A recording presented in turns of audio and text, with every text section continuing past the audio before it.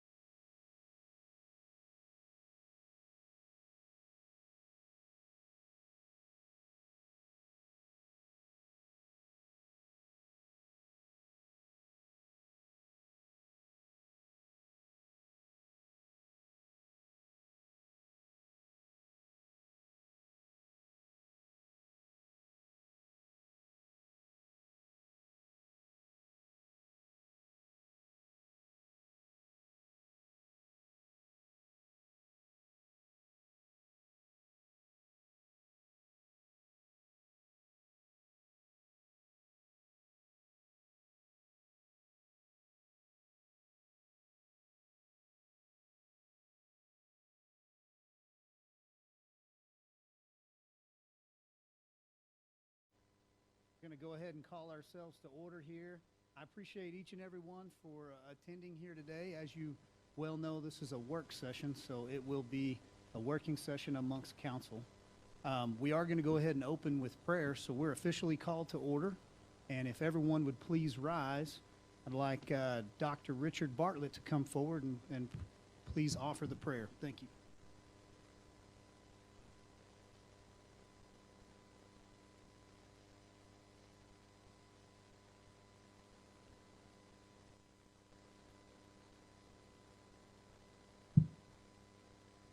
Please bow with me. Heavenly Father, we call on you, creator of mankind, God of love, God of peace. We call on you.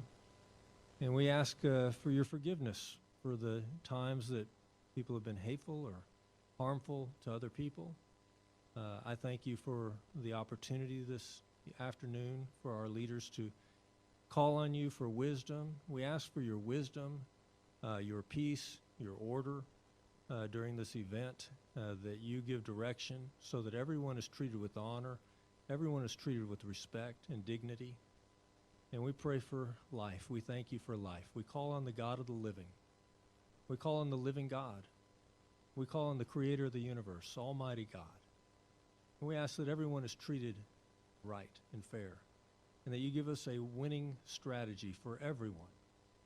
And we thank you for your mercy. And we ask for forgiveness for the times people have not been treated right, for the times that there's been harm. And we thank you for this time. In Jesus' name, amen.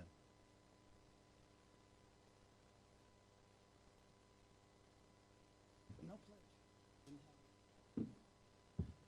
I'm going to go ahead and ask our Mayor Pro Tem, Councilman Tips, if he wouldn't mind just to remind us of our rules of decorum here today. Well,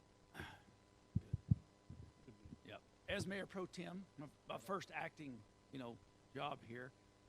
First, I want to welcome everybody here. We appreciate the time and the energy and effort that everybody's put in here.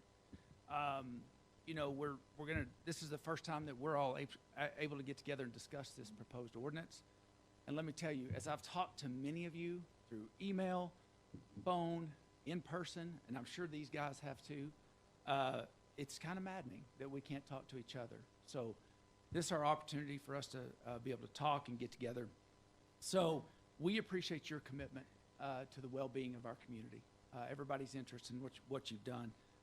So while we understand this topic is an emotional one, it elicits a lot of passion on both sides. What we're going to ask is that decorum be maintained throughout the meeting. Okay, so I know you may be in favor or in opposition of statements made or something that we're talking about.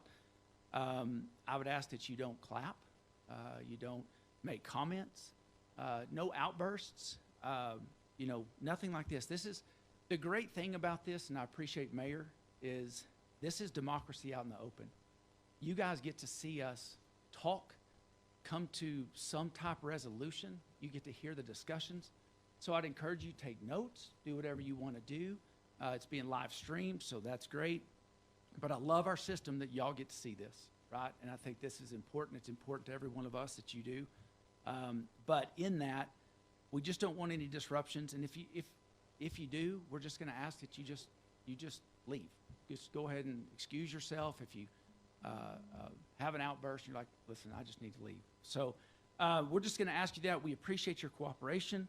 It's crucial for us to foster an open professional atmosphere for us to be able to get to talk. And again, we thank you guys for taking your time to be here and be a part of this process. Mayor? Thank you, sir. I know I've been super impressed with our community at large and how we've handled ourselves through these discussions, though they have been long. I hope you guys see that we have given you plenty of our time and our energy. We're asking that you treat us with the same level of respect that we are trying to treat everyone in the community with, and give us our time here to work through this today. We do have a presentation from a doctor named Bill Lyall here today. We're going to start with that. It definitely will be something that you guys will find interesting. Some of you guys will totally agree with it. Some of you will totally disagree with it. It is a point of fact and a matter of fact that we need to be educated medically on how we're going to look at this subject in order to make a legal decision. And then I think that's what you're going to see council try to do. We're going to try to rightly divide and separate things and come back to what makes the best sense for the city of Amarillo, a unique city with our citizens in mind first, not what's popular, not what's easy, but what's best. And I believe that at the end of this, if not today, this next month, you'll have our best. And you can accept it or reject it, but it'll be our best as a community. So thank you guys for being here in attendance. I look forward to this working meeting. We are going to go ahead and ask that Dr. Bill Lyall would take over here for a minute, and I know this will take a minute, but I know it's time well spent. And Dr. Lyall, thank you for meeting with us here today. Well, it's an honor to be here. For those of you who don't know my CV, I'm Dr. Bill Lyall. I practice obstetrics and gynecology. Undergrad was at Rutgers University Medical School in New Jersey, and then I went to the University of Florida for my residency training. I've been in private practice for 24 years. I've delivered 4,000 babies. I've been a vice chair of our hospital, chairman of our hospital. I've been an instructor with the University of Florida and Florida State, and I'm licensed to practice medicine in both Florida and Alabama, and I'm still in private practice, and I apologize for the scrubs, but I've been busy meeting the needs of the ladies in Pensacola all day today. But I appreciate the invitation. Thank you, Mayor. Thank you, City Council, and thank you for the audience that is there. We are here talking about patients' rights and how to treat patients. And we're going to share a screen. Oh, if you could just enable my screen, please.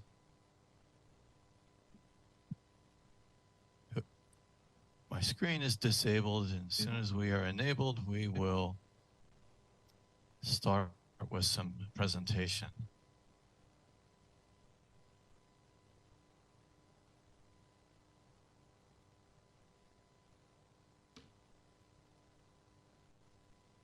I can't see anybody there, so I'm assuming that we are enabling.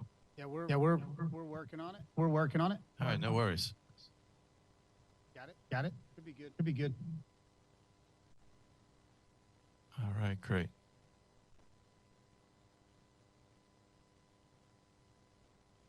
Just bring this up. All right, well, welcome to Amarillo for me. I've been in Texas many times, usually 3 or 4 times a year. I have not made it to Amarillo, but I'm looking forward to working with y'all and meeting y'all in the future. And my job is to show you my world, to take you into the medical world. So essentially, we are going to go to the Amarillo School of Medicine. And in medical school, the first thing you learn is a Latin phrase, and that Latin phrase is primum non nocere. And what does primum non nocere translate as? It means first, do no harm. And when we go to medical school, they tell us, we're going to give you scalpels, we're going to give you needles, we're going to give you chemotherapy and radiation to treat patients. But while you are using these tools, the real important thing is don't do harm. Respect your patients, meet their needs, but don't do any harm. And I know our internet connection is a little bit slow, but I will go as quickly as we can and go through this information. The second thing that we're all taught is that patients have rights. We're going to be respecting them. Just because you might be the physician or the healthcare provider doesn't mean that you make all the decisions. Our job with our patients is to give them their diagnosis, the risks, the benefits, the indications, and the alternatives when it comes to any therapy. In fact, when it comes to Texas, Texas has a patient's Bill of Rights. And that Bill of Rights has 24 different items in it, which say that patients have rights and we're going to respect their rights and we're going to meet their needs. And we're So I'm going to show you the actual Texas Patients Bill of Rights, and we are really going slow, and I'm not sure. I'm here at my hospital, and we are using the hospital's Wi-Fi, and apparently our connection with our robots is a faster speed, but our internet connection is a little bit on the slow side. But that's one of the challenges of virtual sharing, and but we're going to get through this together. But I've still got a little circle. Do y'all see that little beach ball that's spinning where it looks like it's waiting to move on to the next thing?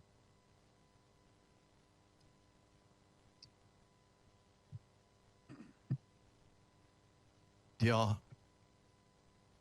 So Bill, I would just say keep going. I think you're good. Okay. We can't see the delay, but we understand we're dealing with. Can you see that slide where it says prima non nocere, first do no harm? Yes, sir. Yes, sir. Okay, well, it looks like we might be a little bit locked up, so I'm going to escape out of that talk. I'm going to stop screen share, and I'm going to see if maybe going back in would help us out. And if not, I'll just do the talk without any of the technology that we use. In fact, I'm going to just jump to something that's cool. All right. We'll see if we can share it again.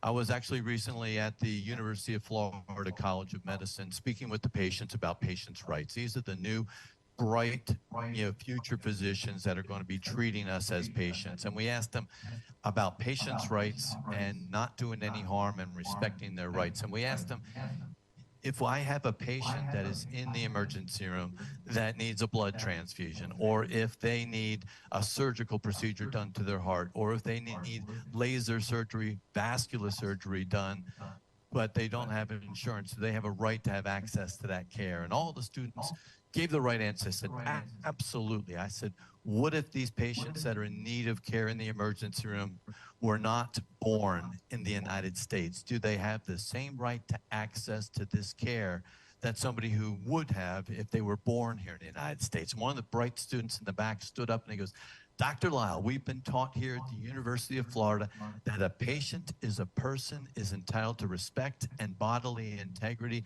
and it doesn't matter if they were born in the United States or not.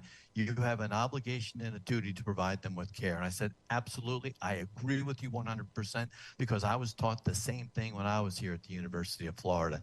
And I said, just to let you know, these are real patients, and every one of these patients, whether it was a blood transfusion or heart surgery or laser vascular surgery, every one of these patients received the care that they needed in our hospital, even though they weren't born in the United States yet.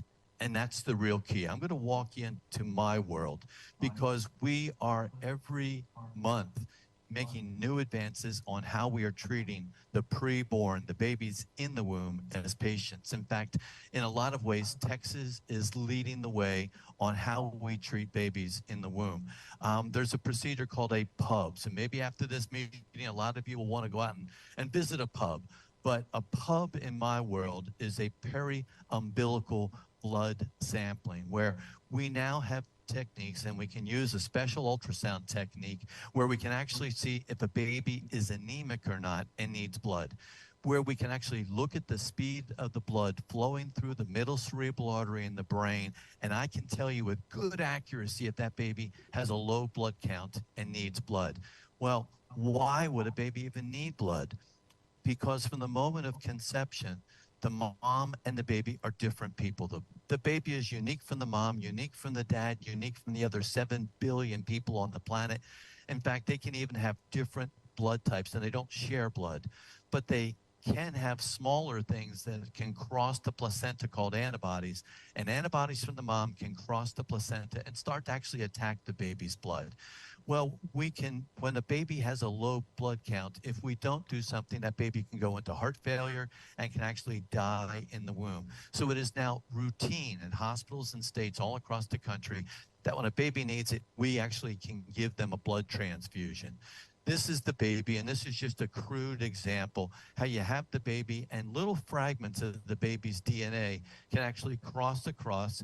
And just like antibodies can go from the mother to the baby, little antibodies from the baby can go to the mother. And sometimes when we do these ultrasounds and we see the baby needs a blood transfusion, we will take O negative blood that maybe you donated at your local Red Cross or at a blood drive at city council or in your city. We can actually transfuse that blood to the baby in the womb. We have done that in my hospital as early as 18 weeks gestation.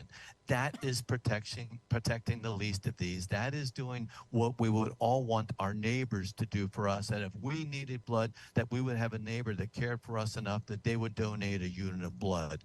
So we can transfuse that unit of blood to the baby. And while we're talking about this with these antibodies, we can actually do a blood test on the mom's blood 7 weeks after conception. And I can tell you with more than 99% accuracy if that baby on the inside is a boy or if it is a girl. Not if it's going to be a boy or a girl, but if it is a boy or a girl. But we can also examine the baby, not only test the baby, but we can now treat the baby on the inside. This is the baby on the inside of the womb. And when we realize we need to give this baby a blood transfusion to save its life, and yes, we can do that before the baby is even to live on the outside at the best NICU. We've given blood transfusion 6 weeks before the baby can even survive on the outside to save their lives. But we don't make a blood transfusion into the arm like you would for a normal person. We actually inject it into the umbilical vein. So we can use the ultrasound and guide a long needle through the skin of the mom, through the wall of the uterus, go right up to the umbilical vein and give that baby a life-saving blood transfusion. That is healthcare at its highest level. And that's not just my hospital. That is hospitals all across the country. So this is an example of how we perform this procedure. And we do this routinely. The ultrasound is used to see where the baby is positioned, to actually see where the umbilical cord and the umbilical vein are. We then use the ultrasound to guide the needle right through the skin, right through the wall of the uterus, and choose the umbilical vein, put the needle inside the umbilical vein, and once we are inside of the vein, we can then begin the blood transfusion. Here you can see blood going from the baby to the placenta through the umbilical arteries, and it needs oxygen. It's very unique because the oxygen is not in the arteries that are going to the placenta. We guide the needle right into the umbilical vein, and you can see the blood is going through the vein, and then you're going to start to see the transfusion. This is a transfusion of red blood cells that any one of you could have given at a blood drive, yet we are giving it to a baby in the womb to save that baby's life. Sometimes we have to do this procedure every 3 or 4 weeks so that we can save the life of the baby because the antibodies from the mom are still attacking the baby. There's another procedure that we do routinely, and this is where we send our patients to Texas Children's Hospital in Houston, where this is a picture of identical twins. And they are identical. It was one egg and one sperm came together, and before day 13, they divided into 2 identical copies. But in this example, the babies are sharing a placenta. You look at the baby on the left, it looks really big. And you look at the baby on the right, it's pretty small. Why? Because just like children on the outside, sometimes they don't share well. And so the big baby on the left is taking the majority of the nutrition. Meanwhile, the baby on the right, that's smaller, is getting a lack of nutrition. Well, what do? We send our patients with this diagnosis to Texas Children's Hospital. Why? Because they literally are going to teach these babies how to share on the inside of the womb.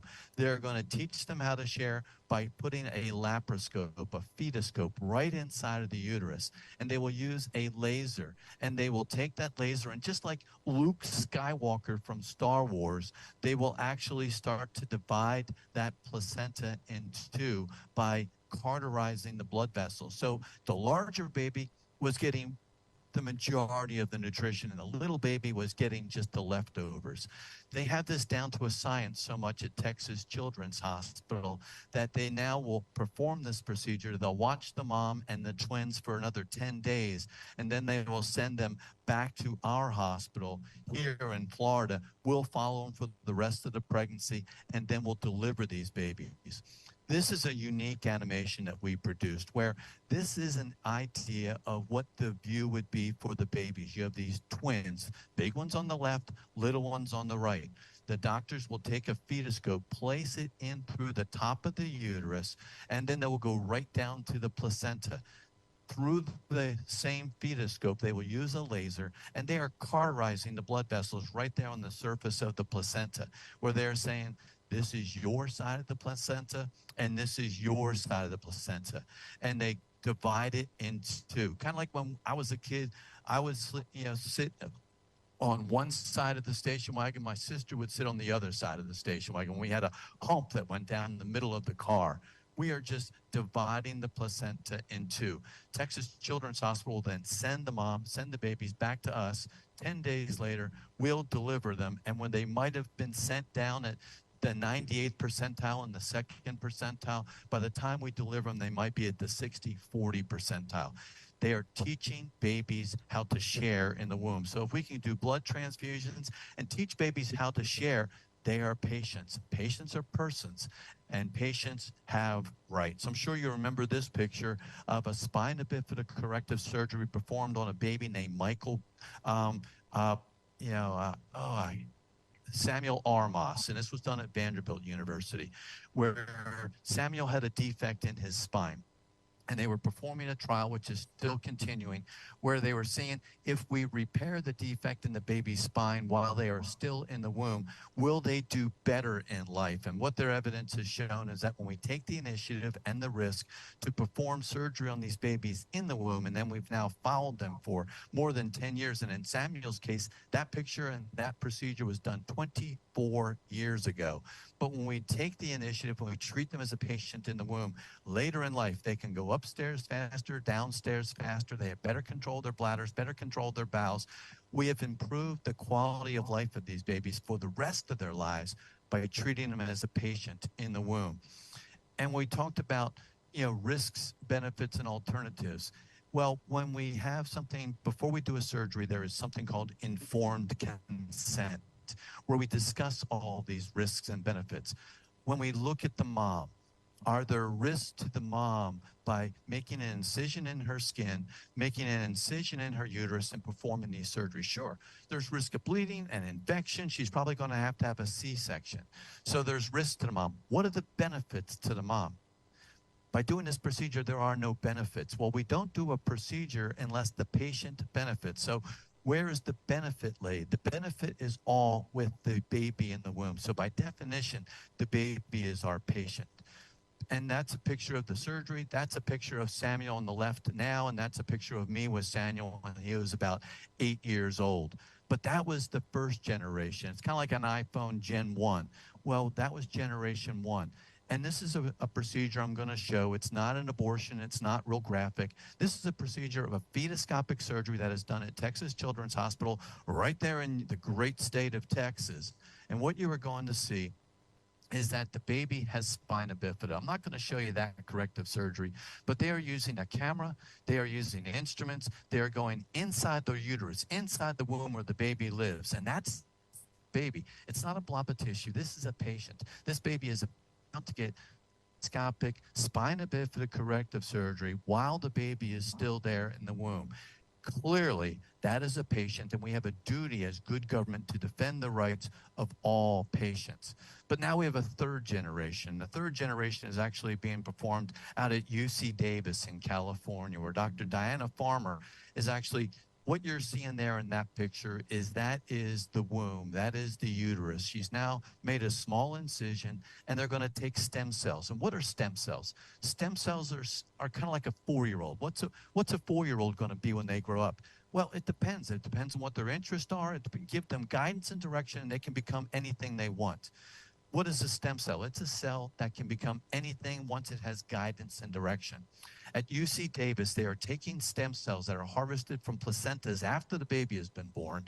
They're then taking that little patch of something called dura with the stem cells on it, and they're surgically applying it to the spina bifida defect on these babies' spines. And now that these stem cells know what their they're supposed to be. They're like, I am supposed to be normal spinal tissue. They start to grow, and they actually are not just, the trial is called the CURE trial, C-U-R-E, because they just got another $20 million grant because they really see where this could be a potential cure for spina bifida in the womb, not something where we're crudely trying to correct the nerves and the damage, but to help them use stem cells to correct this and cure these babies. If we can cure spina bifida in the womb, then clearly babies in the womb are our patients, and a patient's a person, no matter how small. But we even use medications now. There's a condition called supraventricular tachycardia, where the heart is just beating way too fast. And adults can get this, babies can get this, and babies in the womb can get this. It would be like driving down I-10 with your car doing 8,000 RPMs in second gear. Your engine's going to burn up. Well, when a baby in the womb has a heart rate of 250, 260, or if an adult has a heart rate of 180, 190, they're not going to be able to last long. It used to be the treatment when the baby's heart rates were way too fast. We used to just give medication to the mom to try to hope it would cross to the baby. But now we have a mom who's being medicated. Then we thought, well, maybe we can just put the medication in the amniotic fluid around the baby, and the baby can swallow it and correct it. Well, doctors that are up at Children's Hospital are actually, this was at Michigan State University. They actually are injecting the umbilical vein with a medicine called adenosine, the same medicine that we use to treat this condition in adults. What does adenosine do? First, it works really quickly, but it only works for a few seconds. So when we have an adult who has a supraventricular tachycardia where the heart is beating 150, 160 times a minute, we can give them through their IV an injection called adenosine. It goes right to the heart, and it absolutely flat out stops the beating heart. And the heart doesn't beat for about 3 to 4 seconds. Then the medicine wears off, and the heart starts to beat again, but it beats now at a normal rate.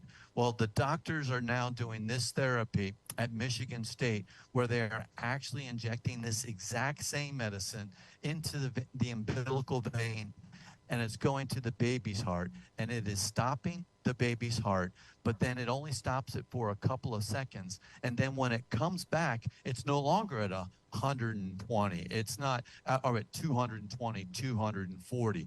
I don't think the audio is going to come through, but the ultrasound is showing that this baby's heart rate in the womb is 270 beats per minute. And the heart is just clicking along, and the baby's going to go into heart failure.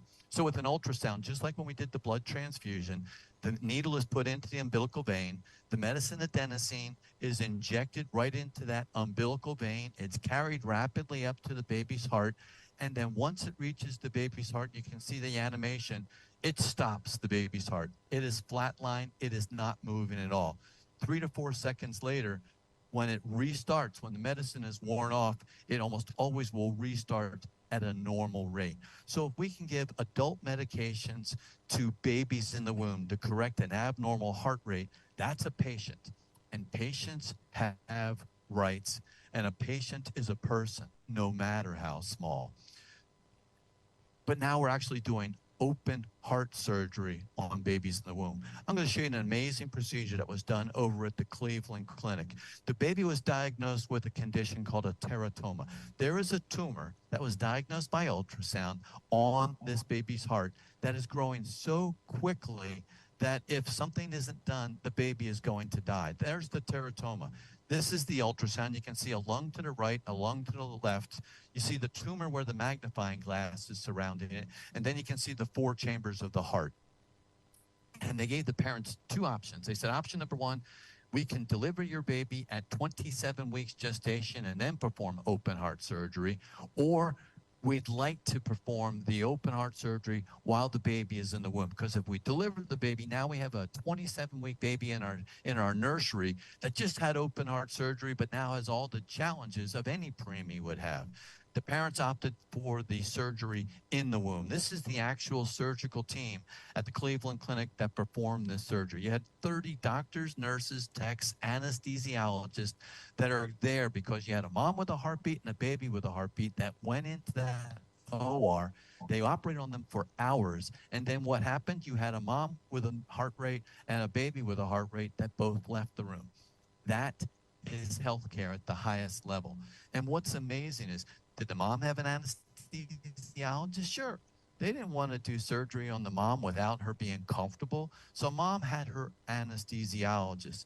But what a lot of people don't realize is when they delivered the arms of the baby, and you can see that in the next animation, when they made the incision in the mom's skin, they made an incision in the uterus. They brought out the right hand and then they brought out the left hand. But before they had the cardiothoracic team do the surgery on the baby's heart, they actually had a pediatric anesthesiologist start an IV in the baby's hand while the baby is in the womb. That was so that the baby could get fluids, but baby was also given fentanyl in real small doses so that the baby wouldn't feel pain. The baby was also given a medication called Norcuron. Why? Because that is a paralytic. They didn't want the baby to move around while the baby was having open heart surgery done. So this is how the procedure went, and we'll walk you through this. But this is how we are treating the preborn, and clearly they are patients, and we are curing these babies on the inside. If you look closely there in the middle, you can see the baby. You can see what looks like a golf ball, that white tumor. That's the teratoma, and it's growing so quickly that it's going to take over the heart. Mom has an anesthesiologist. She's comfortable. An incision is made in the skin of the mother. A second incision is made in the uterus, and then they bring out the right hand and the left hand. They said, hey, cue the pediatric anesthesiologist, who starts an IV in the baby's hand. Baby's getting fluids, narcotics, and a paralytic. Then they cue the cardiothoracic team. They made an incision in the baby's chest. They removed the tumor. Almost immediately, the baby's heart started to function normally. Like, thank you for removing that tumor. They then closed the baby's chest. They removed the IV. They tucked the hands back inside. This was at 27 weeks gestation. When did they deliver that baby? At 37 weeks gestation. The baby was healing on the inside for the next 10 weeks. We saw the animation of them starting the IV in the baby's hand. That is that baby's hand with an IV. We've all had IVs in our hand before, but that baby's hand is so tiny that a regular size IV looks gigantic. Well, that's Rylan. Rylan was born on July 13th of 2021. If we can do open heart surgery on babies on the inside of the womb, remove a tumor that is threatening to kill that baby, and then have the baby recover in the womb and then deliver the baby 10 weeks later, are we treating the babies in the womb as patients? Absolutely. And a patient is a person, no matter how small. And we'll have some people say, well, you're doing those blood transfusions and spine surgery and open heart surgery, but it's not like you're doing brain surgery or something. Yes, we are. We are now performing brain surgery on babies on the inside of the womb. This procedure, baby was diagnosed with something called a Galen malformation up at Boston Children's Hospital. And a Galen malformation is when you have a high pressure artery that has a connection with a low pressure vein. And just like if you were trying to blow up your kid's beach toy with a car, at the gas station air compressor, you're going to expand it and blow it up because it's too much pressure. The same thing is happening with these babies. When you look at this defect, that VOGM, that's a vein of Galen malformation. So the high pressure artery is just swelling this blood vessel so much. Not only can the blood vessel be damaged and rupture, but the babies can go into heart failure. When we diagnose this condition, half of these babies will get sick right after delivery. And of those that get sick, half of them die. Well, they had a baby that was diagnosed with this condition. They know what happens after the babies are delivered. And they said, you know what? We don't like a 25% mortality rate. They said, why can't we fix this on the inside of the womb before the baby is born? And that's what the physicians did. So what you're going to see now is an animation of how this surgery was performed. The baby's on the inside. Baby's been diagnosed with a Galen malformation. Ultrasound guides this needle through the skin of the mom, through the wall of the uterus, right into the back of the baby's skull. And the brain doesn't have pain receptors, so the baby doesn't feel this pain. They then guided this trocar, this tiny little needle, directly into the baby's brain, and that's the connection that you can see. That is the connection between a high-pressure artery and a low-pressure vein. So the needle is coming into this area, and with regular cardiothoracic coils, they placed a lot of these coils to essentially put a plug in this connection between the two to separate the high pressure artery from the low pressure vein. And they put in the plugs, and almost immediately they realized that the connection between the two was now fixed. And that's the same type of procedure they would do when the baby is born on the outside, but now they are doing it on the inside. Dr. Sanjay Gupta with CNN. I love the way things that he does. A lot of people don't realize he's not just a reporter, he's a neurosurgeon. He was so fascinated with this that he actually did a story specifically on this procedure. And I want to let you, hopefully the audio will come through. They had to take 2 patients to the operating room. I don't know if you could hear that, but Dr. Sanjay Gupta said when it comes to fetal surgery, they had to take 2 patients to the operating room instead of 1. Because yes, the mom is a patient, but the baby is the patient as well.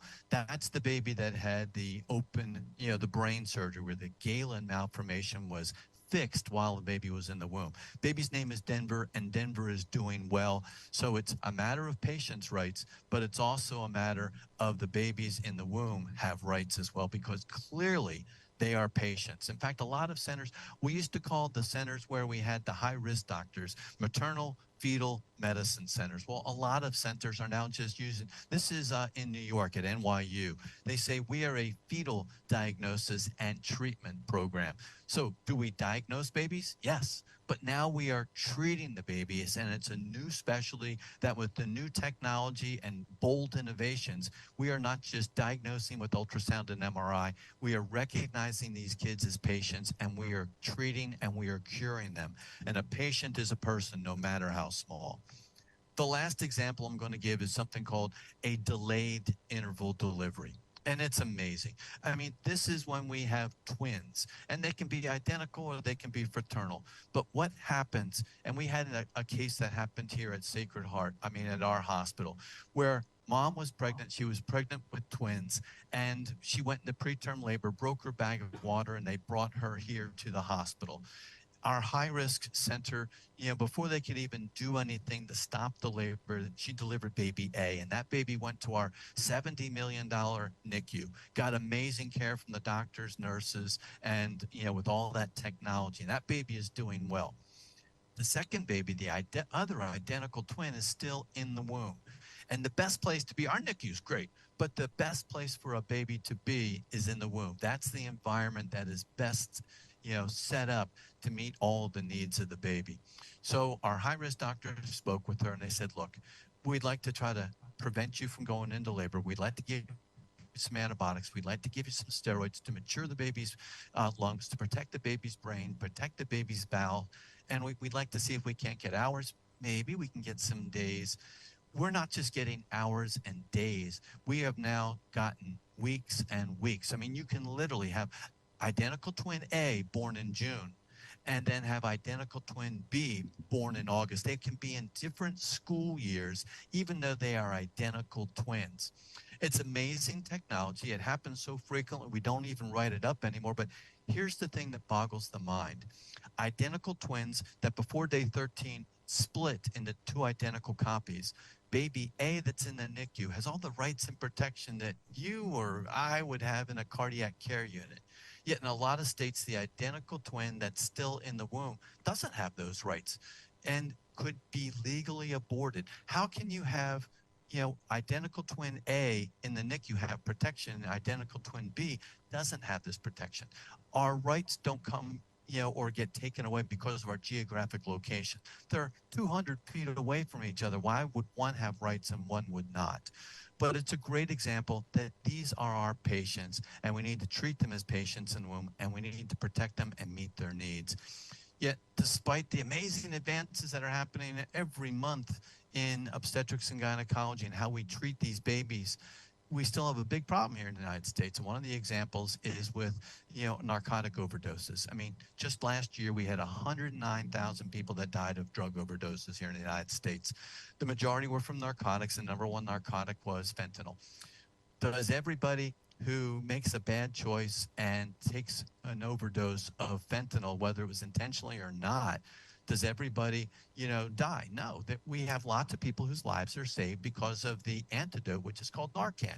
You take too much fentanyl, we have Narcan in hospitals, we have Narcan in churches, we have Narcan in airports, we have Narcan in schools to reverse the effect. Well, there's another thing and that's part of the topic here, because we have the abortion pill. And just a little bit of background, the abortion pill is now the #1 method that is used in the United States to perform an abortion. And it's very different from the morning after pill. The morning after pill is for the morning after. It's a woman has had intercourse, did not have any form of contraception. She can take the morning after pill and it'll force her to have a menstrual cycle. And whether she's pregnant or not, she will have a menstrual cycle. It's very different from the abortion pill. The abortion pill is indicated for up to 10 weeks gestation. Most of the ultrasounds that we perform at my office, when we perform them, the baby might be 6 or 7 weeks along. The abortion pill and its combination will take the life of a baby in the womb up to 10 weeks gestation. 98% of the time, it will stop that beating heart on the inside of the womb. And it is available all across the country. In a lot of areas of the country, it's even available mail order. Well, what's the problem with having it available mail order? When a mom doesn't even have an ultrasound, what's the #1 pregnancy-related cause of death in the first trimester of pregnancy for women? It's a ruptured ectopic pregnancy. About 1 in 100 women, when they become pregnant, it will be an ectopic or a tubal pregnancy. Well, that happens when somebody has any kind of a pregnancy. So when a woman is given the abortion pill without having an ultrasound, she's pregnant. There's a urine pregnancy test that she did at home that says you're pregnant. But 1% of the time, that pregnancy is going to be in the tube statistically. So when they take the abortion pill and they're given the instructions, they're said, look, you're going to have bleeding, cramping, and pain. That's normal. What are the symptoms of a rupturing ectopic pregnancy? They're the same. It's still bleeding, cramping, and pain. So women are being hurt. So what are the problems that a lot of us have? The risks. Because if we're not being supervised, there are risks to the mom. What are the risks to the baby? Well, 98% of the time, that baby is going to die. Well, do moms sometimes regret taking the abortion pill? Well, yeah. In fact, I have had 19 moms contact me who they found out they were pregnant. They were stressed and they didn't know what to do. They made a call and they took the abortion pill and they profoundly had regrets. Just like if somebody had taken too much of a narcotic, they have regrets and we have the antidote. So when somebody takes the abortion pill and they have regrets, as a physician, we're supposed to meet all of the needs of our patients. Well, we do that. In fact, how does the abortion pill work? It's very effective in blocking a hormone called progesterone. And you get a big word, y'all are in medical school for this next 10 minutes. When you get a big word, break it down to little pieces. So progesterone. Progesterone is a progestational steroid hormone. This is the normal hormone that makes it's the coach. It is the conductor of the pregnancy orchestra. When a woman has a positive pregnancy test, progesterone levels go up and stay up, and they say, we're not going to have a menstrual cycle. We're going to support this pregnancy. We're going to increase blood flow to the uterus because this is our new full-time job. Well, the abortion pill very effectively blocks the effect of progesterone. Well, what if somebody has a second thought? Well, here's how, the conception happened. Up there with the green magnifying glass, you can see an ovulation of an egg. And then the egg gets ovulated from the ovary, works its way down through the tube, and if timing is perfect and the sperm happens to meet with the egg, you have a positive pregnancy test. And when the pregnancy test turns positive, the body celebrates and goes, hey, we're pregnant. And all of a sudden, that area on the ovary starts to produce progesterone, and the progesterone levels go up. And now you're not going to have a menstrual cycle because progesterone is the new coach of this game, the new conductor of this pregnancy. So progesterone levels go up and to support the pregnancy. Well, what happens when somebody says, well, I don't want to be pregnant? Well, the abortion pill actually blocks that hormone progesterone, and progesterone levels start to go down. Then the next day you take a medication called Cytotec, which causes contractions. But what happens when somebody has a regret? Can we reverse the effect? Yeah. If the progesterone levels are going down, it only makes sense that, well, why don't we give these moms progesterone when they have a regret to bring those levels back up? We have a network of over 500 doctors coast to coast that are involved in meeting the needs of these moms who said, I made a mistake. I didn't want to do that. It was just, I felt pressured, I felt stressed, and I made this decision. Can you help me out? Well, sure, we can. Personally, I have now had 19 women contact me. We have given them progesterone. It's like, well, what's this progesterone? It's the same progesterone we use in normal obstetrics all the time. If we have a mom who has triplets or quadruplets preterm labor, we use the exact same progesterone to prevent preterm labor. If we have a mom who's had in vitro fertilization, well, the body wasn't expecting a pregnancy, so it does not have progesterone. So when the embryos get transferred over to the mom, then the doctors, the reproductive endocrinologists will give her the exact same progesterone to keep the pregnancy going until the progesterone is produced by the placenta that's connected with the pregnancy. We also use it with people who've had recurrent miscarriages. My wife and I had 4 miscarriages. Well, where there wasn't enough progesterone. It's a condition called luteal phase defect. So what do we do if there's not enough progesterone? We give them progesterone. So it is the antidote. To date, we have documented over 4,500 successful reversals coast to coast. I've delivered a lot of my babies. That's the first, abortion pill reversal that I was involved with. I not only was involved in the reversal of the abortion agent, but I got to deliver that baby as well. And, but what's really special, it's great when we get to deliver. I mean, I've delivered over 4,000 babies. But when you get to see those kids later in life, I was sent this picture. That is that same baby that just started kindergarten this fall and in Mobile, Alabama. Beautiful, perfect. Mom made a decision that she regretted, and we were able to reverse that. And that is a pretty girl in her little pink and purple outfit with backpack starting kindergarten that would not be here. How much does it cost? My wife and I pay for all the expenses when it comes to abortion pill reversal. It cost $109. If this baby had a 98% chance of dying, mom had a regret, is it worth $109 to my wife and I to be able to save the life of that baby? Absolutely. I'd do it in a heartbeat. We've done that 15 times. This is one of the most recent reversals that we've had. Mom was pregnant, and she hadn't even told her boyfriend. She panicked, and she made a decision she regretted. She took the abortion pill. That day while she was driving home, she contacted us. We just gave her progesterone. She told her boyfriend. Boyfriend was thrilled. Not only did he want to be more involved, they actually got married. And so they're a perfect little family. And my name's William Lyall. What did they choose to name the baby that they almost lost? That's a little baby William. So there's nothing more flattering than to have somebody name their child after you. But these are my patients. I'm going to go ahead from stop share. But these are my patients. I treat them, and nationwide we are spending tens, if not hundreds of millions of dollars treating the preborn in the womb as patients.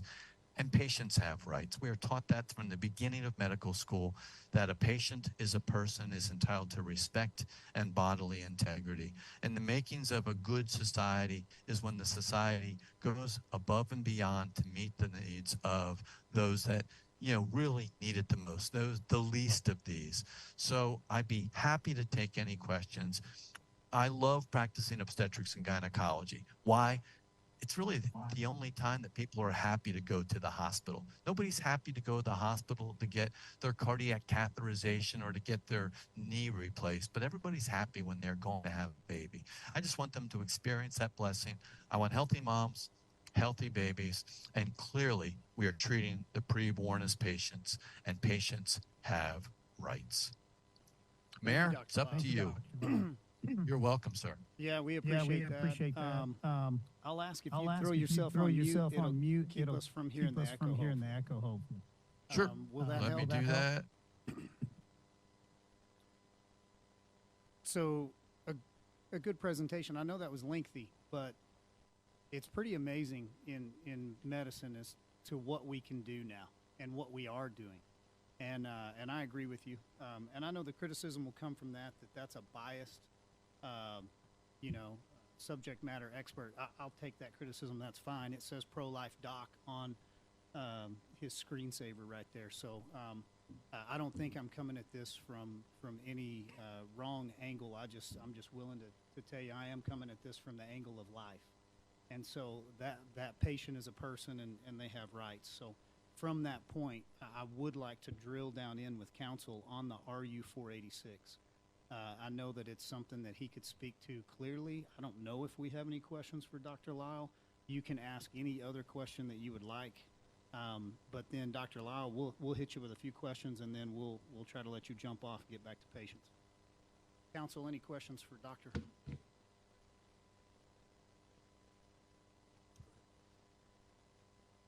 I do have a couple, if I could.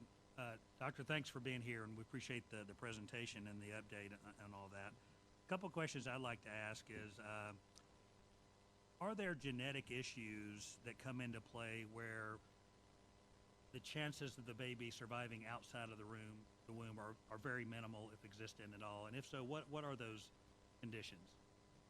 Sure. I mean, there are conditions, trisomy 18, trisomy 13. There are conditions which we diagnose, and we can now diagnose these babies 7 weeks after conception, 9 weeks from the first day of the last menstrual period. And sometimes we have patients who are encouraged to have an abortion. I had a patient who was actually a nurse anesthetist. She was diagnosed with a baby that had a condition called trisomy 18. And there were lots of heart anomalies and lots of things where this baby did not have a good chance of surviving. She was about 20 weeks when this was diagnosed. We could see all the anomalies. And we sat down with her and it's like, look, this is the diagnosis. I said, what is the role of a physician? Even if we have an adult diagnosed with a lethal condition. One of my best friends just went in the hospice last night for bowel cancer. And, what is the role? Do we diagnose somebody with a lethal diagnosis and then offer them euthanasia and just say, you know what, you only want to go through this? So what did we do? We told the patient, I said, look, we're going to be there for you. We're not going to abandon you. We'll be there for your family, not only during the pregnancy, but during the delivery. And we're also going to be there and provide all the counseling that you and your family need afterwards. So it was a challenging time. She wanted to see her baby. She delivered the baby. The baby lived for about 2 hours. And what was amazing was that there were aunts, uncles, grandparents, everybody was there in the room.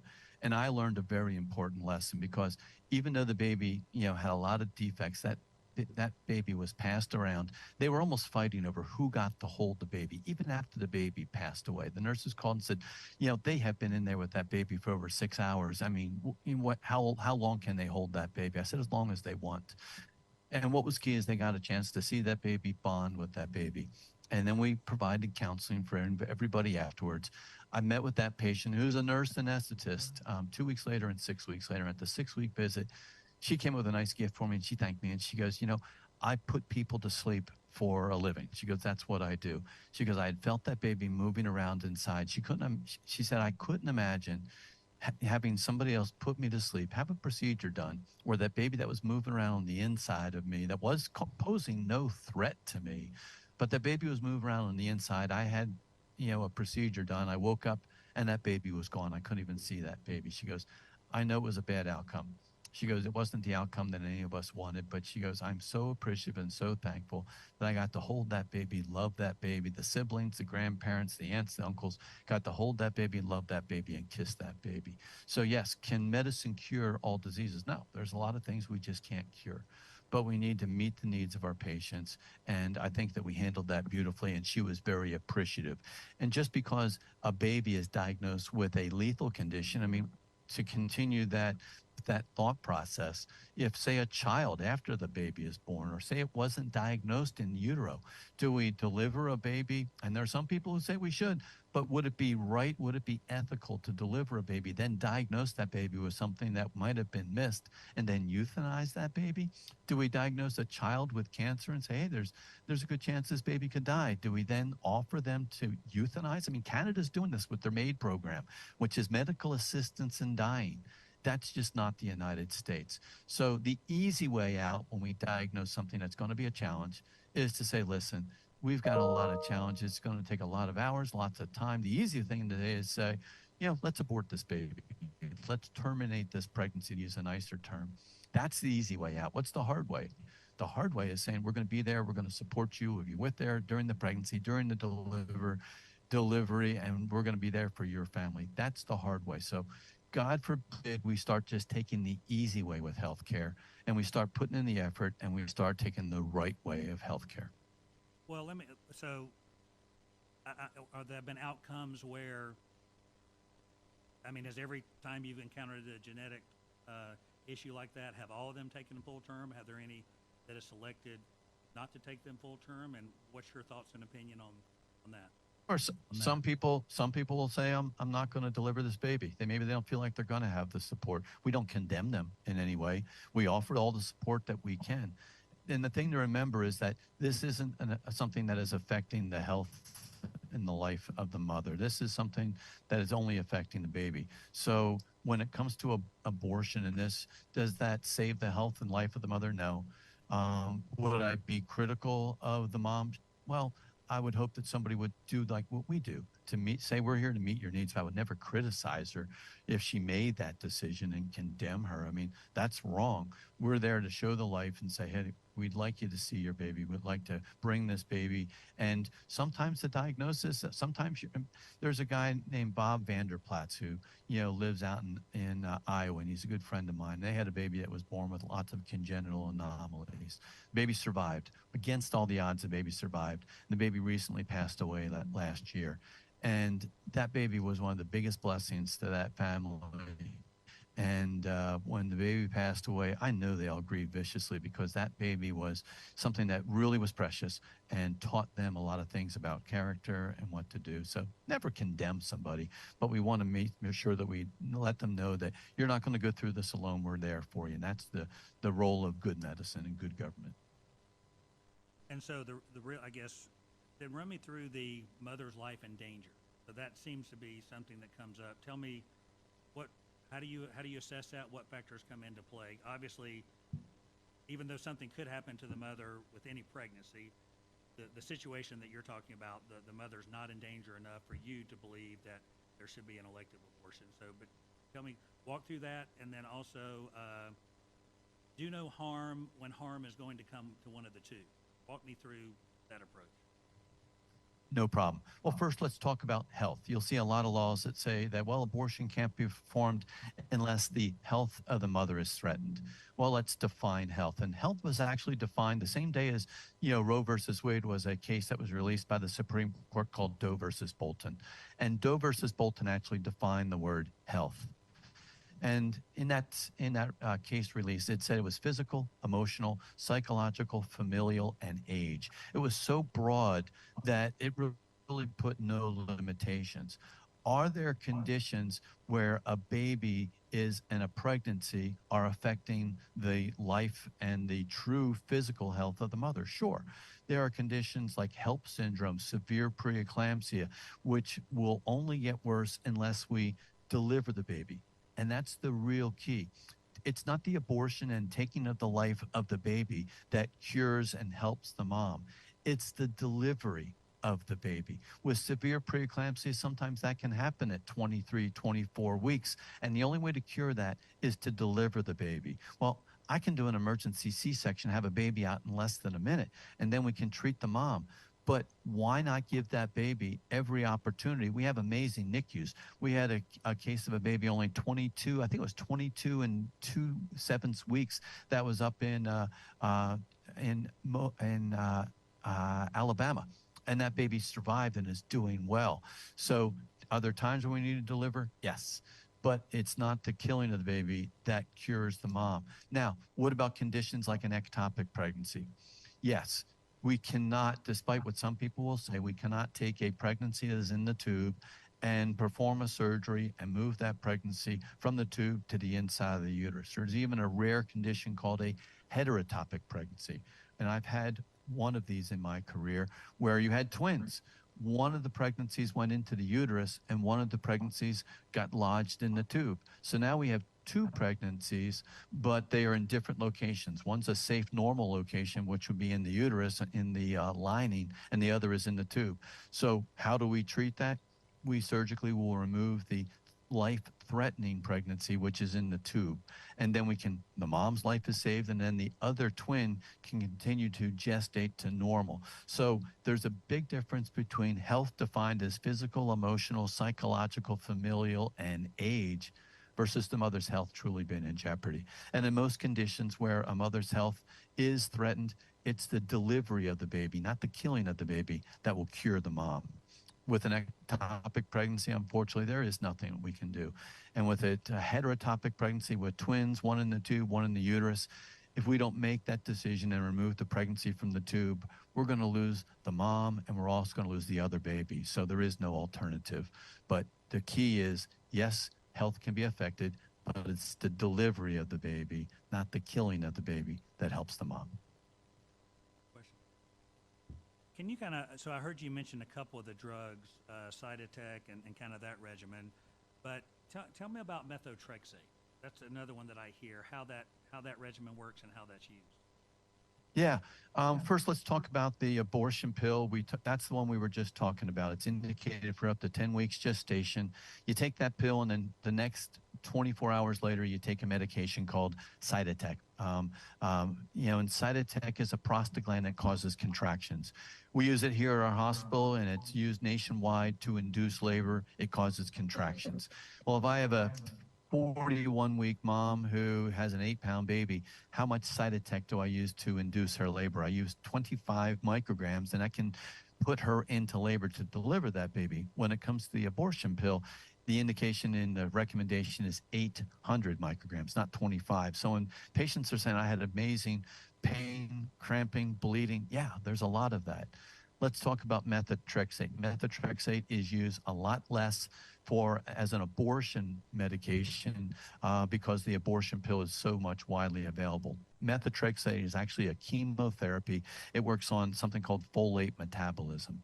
And methotrexate, just as a chemotherapy attacks rapidly dividing cells. Cancer is abnormal, rapidly dividing cells. So that's how chemotherapy works, because it targets the rapidly dividing cells. Well, what's also a cluster of rapidly dividing cells? Well, that's a pregnancy. A pregnancy is a cluster of rapidly dividing cells. So methotrexate in the past has been used as an abortion because it will attack the cells that are rapidly dividing the uterus. Now, methotrexate has another use, and that's for an ectopic or a tubal pregnancy. We can't save the life of that baby in the tube. We can't move it to a safe environment. But a lot of times, physicians will choose to use methotrexate to dissolve that pregnancy that is threatening the life of the mother that is in the tube. Now, if we just talked about a heterotopic pregnancy, where you have a pregnancy in the uterus and a pregnancy in the tube. Well, we got to get rid of that pregnancy that's in the tube, because that's a true threat to the mom's life. But we would not want to use methotrexate, because methotrexate is going to affect the pregnancy in the tube and affect the pregnancy that's there in the lining of the uterus. So there, we would use a surgical approach to remove the pregnancy that's in the tube. So, but that's the difference, between methotrexate and the abortion pill. But the abortion pill, is that the primary use is for abortion? Is that correct? That's its primary use. But, just this past year, there were some articles that were published that when a woman has a miscarriage, and my wife and I, we, had 4 of them.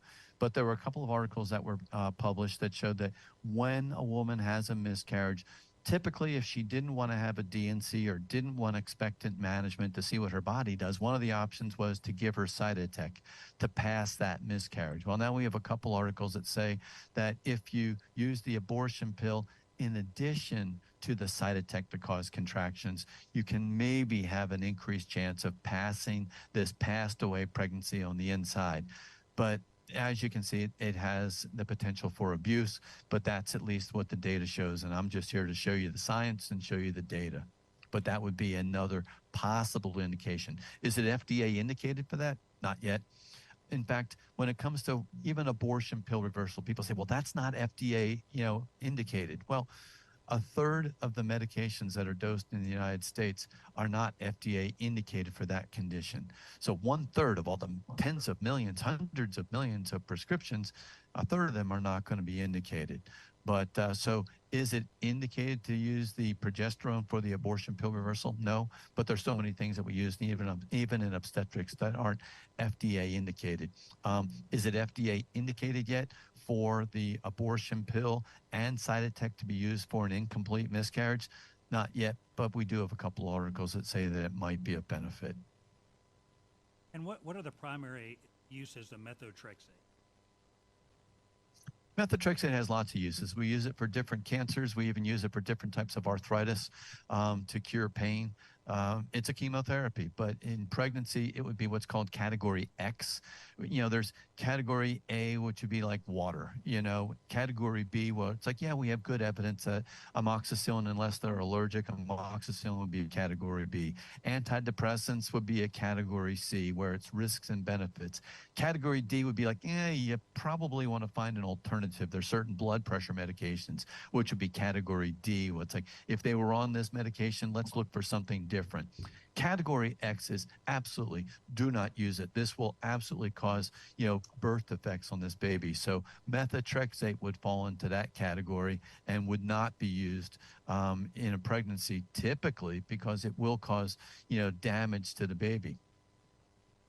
And how would you know, I mean, if a doctor's giving a prescription, if a pharmacist is filling it, if you received it in the mail, how would you know that methotrexate, what purpose it's being used for? I mean, if we say that it's an abortion-inducing drug and we want to prohibit abortion-inducing drugs, how do you, I kind of see the others, but how would you be able to determine that with methotrexate? It would be a challenge, and don't forget, methotrexate would not be given as an abortifacient on its own, because all it'll do is it'll affect the rapidly dividing cells in the inside of the uterus and kill the baby, but it won't necessarily cause her to pass that pregnancy. Cytotec would need to be used afterwards. And when it comes to even the abortion pill, I mean, there's so many challenges. When you look at, I live right on I-10. I mean, I am 5 minutes away from I-10 here in my office. And not only is it a sex trafficking corridor that you guys have through Texas as well, but one of the most common uses of the abortion pill in the sex trade is to produce an abortion. And we don't even know how many of the abortion pills are coming into the United States. And when you think about sex trafficking is horrible, but a lot of these women are having positive pregnancy tests and are being forced to take the abortion pill. And a lot of them are having complications because it's not being followed. So sex trade, horrible. Punish, investigate, to the fullest extent of the law, but it's also being used in the sex trade as the abortion pill for these moms and, that are pregnant. But it's going to be really tough. I think one of the important things when it comes to pregnancy is really education, to let moms, let everybody, let the public know that this is a patient on the inside. It's amazing how, from one cell from the mom, one cell from the dad, and you have that miracle of conception. 10 weeks later, there are 1 billion cells that are there on the inside of the womb that are functioning. There's something called cell differentiation, where cells will divide, and then all of a sudden they'll get to a certain point, and they're identical copies, and they all have the exact same genetic material, from the 23 pairs of chromosomes, and all of a sudden one cell will divide, be identical to another, and that cell somehow amazingly will say, you know what, I'm only going to read these pages of my DNA, and I'm going to start the entire skeletal system. Meanwhile, another individual cell says, I'm going to start the entire cardiovascular system. Another one might say, I'm going to start the entire intestinal system. How do these cells know when they divide, I'm only going to read these pages of all the DNA that I'm carrying? I can tell you exactly what happens on day 18 and what happens on day 19, how these individual cells know what they are supposed to do tomorrow. I mean, that just says to me there's a God, and it's amazing how rapidly that happens, how we can see a beating heart 18 to 20 days after conception. We can see a beating heart, and that's just a miracle of life. But we're, created unique in that moment of conception, and our genetics, our DNA, our profile, that never changes. But it's just amazing how these babies develop. So letting people understand, number one, it's amazing. And I know the argument that it's my body, I'll do what I want to. And I have a lot of respect and full respect for my patients, and yes, they have the right to do with their bodies that they want to. but that's not their body on the inside of the womb. It's genetically unique from that moment of conception. Half the time it's a different gender on the inside, even can have different blood types, but these are my patients on the inside, and I have a duty to protect and defend my adult patients, my moms, but I also have a duty to defend and protect my patients that are on the inside of the womb. One final question, maybe you can answer this or maybe, but so you say that there are people along your area, just like we have I-40, I-10, people in the sex trade, that people are being forced to take abortion drugs? Oh, absolutely. I mean, that's just part of the sex trade. And is that legal? I mean, is it illegal to It's not legal Okay. to force somebody to do anything against their will. I mean, you know, just like it's not legal to force them to have sex with somebody else. It's not legal to force them to have an abortion. And that's a whole nother topic. But, you know, for those that are involved in that, I mean, University of Florida is right there, you know, with I-75 going north and south and I-10 going east and west. They're all in that corridor. And it's a, you know, it's a unknown, you know, trauma, and we just don't appreciate the tens of thousands of moms who are being abused when it comes to the sex trade. But that's just one of the tools. I mean, I had one woman who told me that the abortion pill is almost as common as using the cell phone, because pregnant women, you know, are not good for the sex trade. So a lot of them are being forced to have either a surgical or a medical abortion. Thank you for your time. I appreciate it. Thank you. Oh, you're welcome. So, We have any other questions for Dr. Lyall before we let him jump off? Councilman Tips? Oh. No? Okay. Dr. Lyall, thank you for being with us here today. We appreciate your time, sir. it was an honor. God bless Texas, and you all have a great evening. Thank you, sir. Okay. Man, I know I'm driving, and so I'm driving us down a road. Some of you don't want to go here. I get it. But what I care about is less about what's going on outside and more what's going on right here at this table for about the next hour. And so the main question that I have that I want to direct us to before we get into these three different drafts, main question is, you know, does local government have a role and a duty to protect life? If we agree that we do, then we agree that constitutionally we are to protect life, liberty, and property. And that's what we're trying to do through environmental health, public health, building safety, fire marshal's office, fire department, police department. Now the second follow-up question would be, you know, can we further protect life in this particular instance with what's been brought to us? This request from the community of, we think you can, we think you should, and they brought us a draft of, here's how you do it, right? We've worked through all that. The other question has to be answered, though. Has the state done enough? So if the state's done enough, then maybe the responsibility doesn't lie on the local government.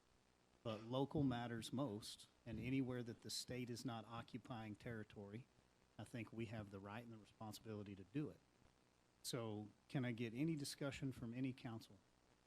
If anybody feels like, you know, up front, I feel like the state's done enough, or I don't feel like this is the right role of government for local council. Can we agree and take that next step so we could get into the weeds on the hows and not necessarily should we?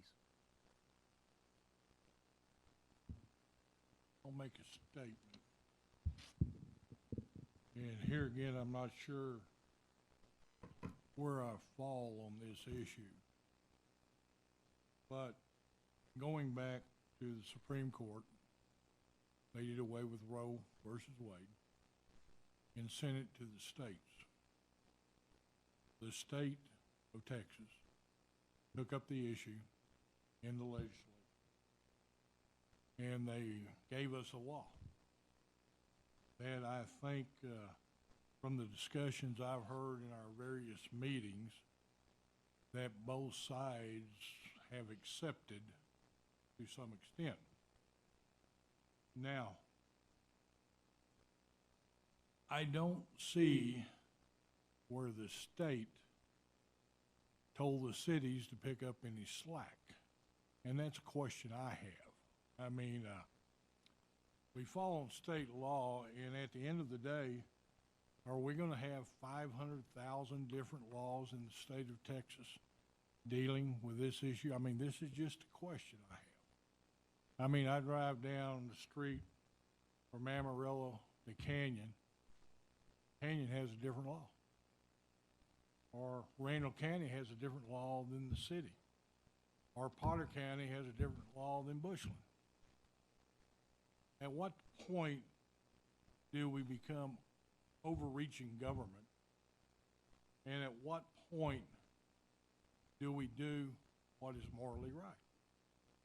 Now, that's my question that's been on me.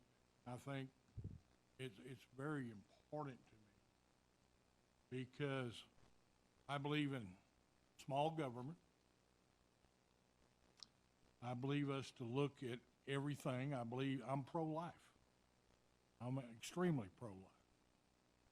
But I'm also to a point that I don't want to take the civil rights from the people of the community. And in some of these versions I have read, we get pretty extreme in some of them. And I don't know if I could go along with everything that's there. Not saying I couldn't come up with a solution, but I think we need to sit around this table and talk about that. Well, and I think that's why we're here. Can we just talk? Yep. Is that what this is?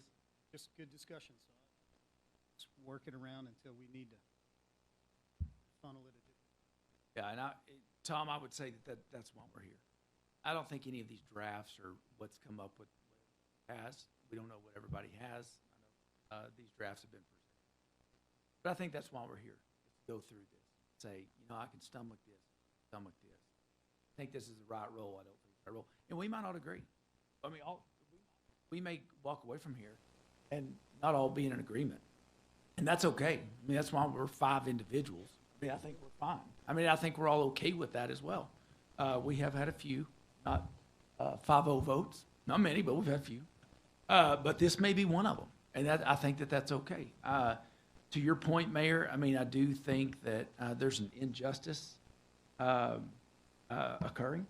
I do believe I've made this statement in my campaign. I've made it consistently with the people I've talked to. I believe that's a baby. And so I think there's an injustice occurring by killing that baby. So I do think that if we, as elected officials on the local level, it's the most important, that it is our job to wield that sort of justice and say, okay, do we step up and do we give that individual a voice who really doesn't have a voice?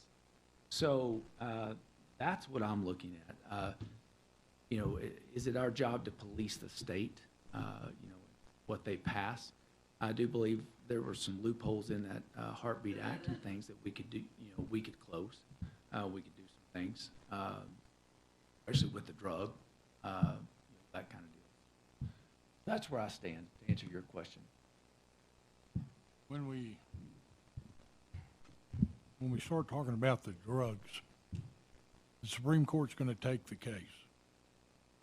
The Supreme Court's going to make the decision. We're going to live with that decision, whatever it is.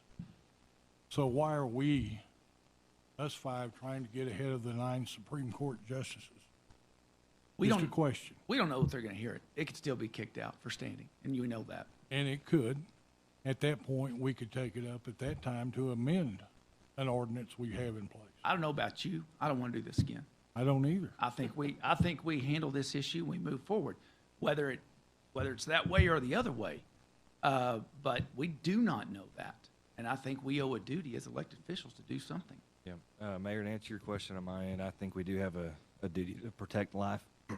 I think it's just going to be a matter of what we decide is going to be fitting the best role for Amarillo. I think we do have that responsibility to protect life.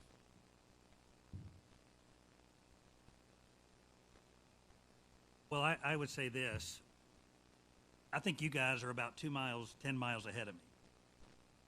The way I look at this issue and the way I'm going to approach any issue on city council is I'm going to start with a blank slate. And then I'm going to gather, no matter my personal beliefs, what they may be, I think we need to start everything with a blank slate. You know, I've talked with people, but we've not had anybody in front of us to elaborate exactly what the state law of Texas covers and doesn't cover. I've heard a variety of differing opinions about what it covers and what it doesn't cover. You know, I think that's one thing that I would think that we would want to spend some time learning about that. And then the other thing is, I mean, these versions, I mean, I've gotten 2 of them within the last 24 hours. I haven't even had a chance to really look and study them because, to be honest with you, you know, there's been all kinds of things that have been floating out there. But until we have something where we're actually looking at something, I mean, I have not spent an enormous amount of time looking at that because you could chase rabbits all day and spend a whole lot of time on looking at something that we'll never consider. So for me, I can't even tell. If council wants to look at this and come back and whatever, I'm fine with doing that. But I've just got a lot of questions about what's in here before I'm going to come to any type of opinion on that. And really, we've not had an opportunity to get any questions answered, so it's kind of hard for me to figure out what path I would want to take when I've got questions that I think are still outstanding and you know, want to get answered. And there's questions that I'm going to have that I don't even know right now because I've only had these for less than 24 hours to be able to look at them. Some of them are common to some things that have been circulated. There's some other new issues here. And to be honest with you, I want to reach out to people that are far smarter than me to find out what they think. Some would say that's not going to be hard, but I want to reach out to other people to find out what the people that I know and respect and differing viewpoints in the community to be able to do that. So for me personally, looking at this issue, if it's something that the public and council wants to look at it, I'm going to do my due diligence on it. But I'm not far down the road to say, well, here's part of it I like, here's part of it I don't like. But I'm willing to commit to asking the questions so that I can then come to that opinion of whether it's the right thing for our community. And I appreciate that. I think more in line of what I'm asking is, when you're talking about life, and I think you're hearing some voices that say, look, there's responsibility here, let's look at it. And then you're talking about liberty. There's a balance there. A good example's, you know, public smoking. So could you have a different ordinance in Canyon or Bushland than you do in Amarillo? Yeah, you do. I mean, you know, we can have no smoking areas here in Amarillo, and then everything can be smoking in a different. So you do have some of that. This one particular issue, as it relates to RU 486, I agree with you, Tom. I think I believe it's going to be heard, and I think it will be something that they will give a ruling on. But we don't know that, and then I'm okay with being wrong. Meaning I'm okay with putting something out there because I believe in it and I think it's the right step. And then, you know, the powers that be could go against it. And so if they turn it over, I'm fine with that, be it a loss or whatever you would define it as. But Les, the good news is nobody's asking you to vote on anything here today, and I know you know that. Nobody's asking you to stand on any one particular issue, and I appreciate that you have a lot of questions. What I hope we accomplish out of this meeting here today is, can we agree on the role of government and the potential that we would have, that we would need to work toward if we wanted to look at it. And so you're right. We've listened to a lot of people tell us what their opinion is, maybe tell us a trauma they've gone through, what happened to them in their life. We really haven't had an opportunity to have a discussion outside of here, and that's why this council, if we take this up, you'll have a discussion here today. You may have a future discussion, but then you're going to have 2 opportunities to vote for or against it based on what you get back. I am going to ask you to look at the shortest draft that we have, and it was prepared by our city attorney, and it does seek to limit 2 areas and regulate 2 areas that I think we could look at. If you're willing to hear it out here today, because I think it's part of a good discussion. So before we do that, do we have any differing opinion on, there's a measure of how the ordinance reads that would balance that liberty and that life. But does anybody here today believe that you don't have a responsibility to help balance policies that are governed inside of the city that protect liberty and life? I don't question it, but I guess the thing is, where does that stop and where does it start? Okay. And, you know, again, and I guess we can choose, our future councils can do, but I guess where does our role start in that? And is this a place where it should start, where if I believe people should not drive somewhere else to gamble, and we put we look at, there's lots of ways that we could protect life and harm can come to people. And certainly, this is an issue, but I guess how do you determine in a bigger picture what we consider and what we don't consider? And does this fall into an area that we should consider and are responsible for? Okay. Well, I'm going to take my cue and my opportunity to present something that I think I would vote for.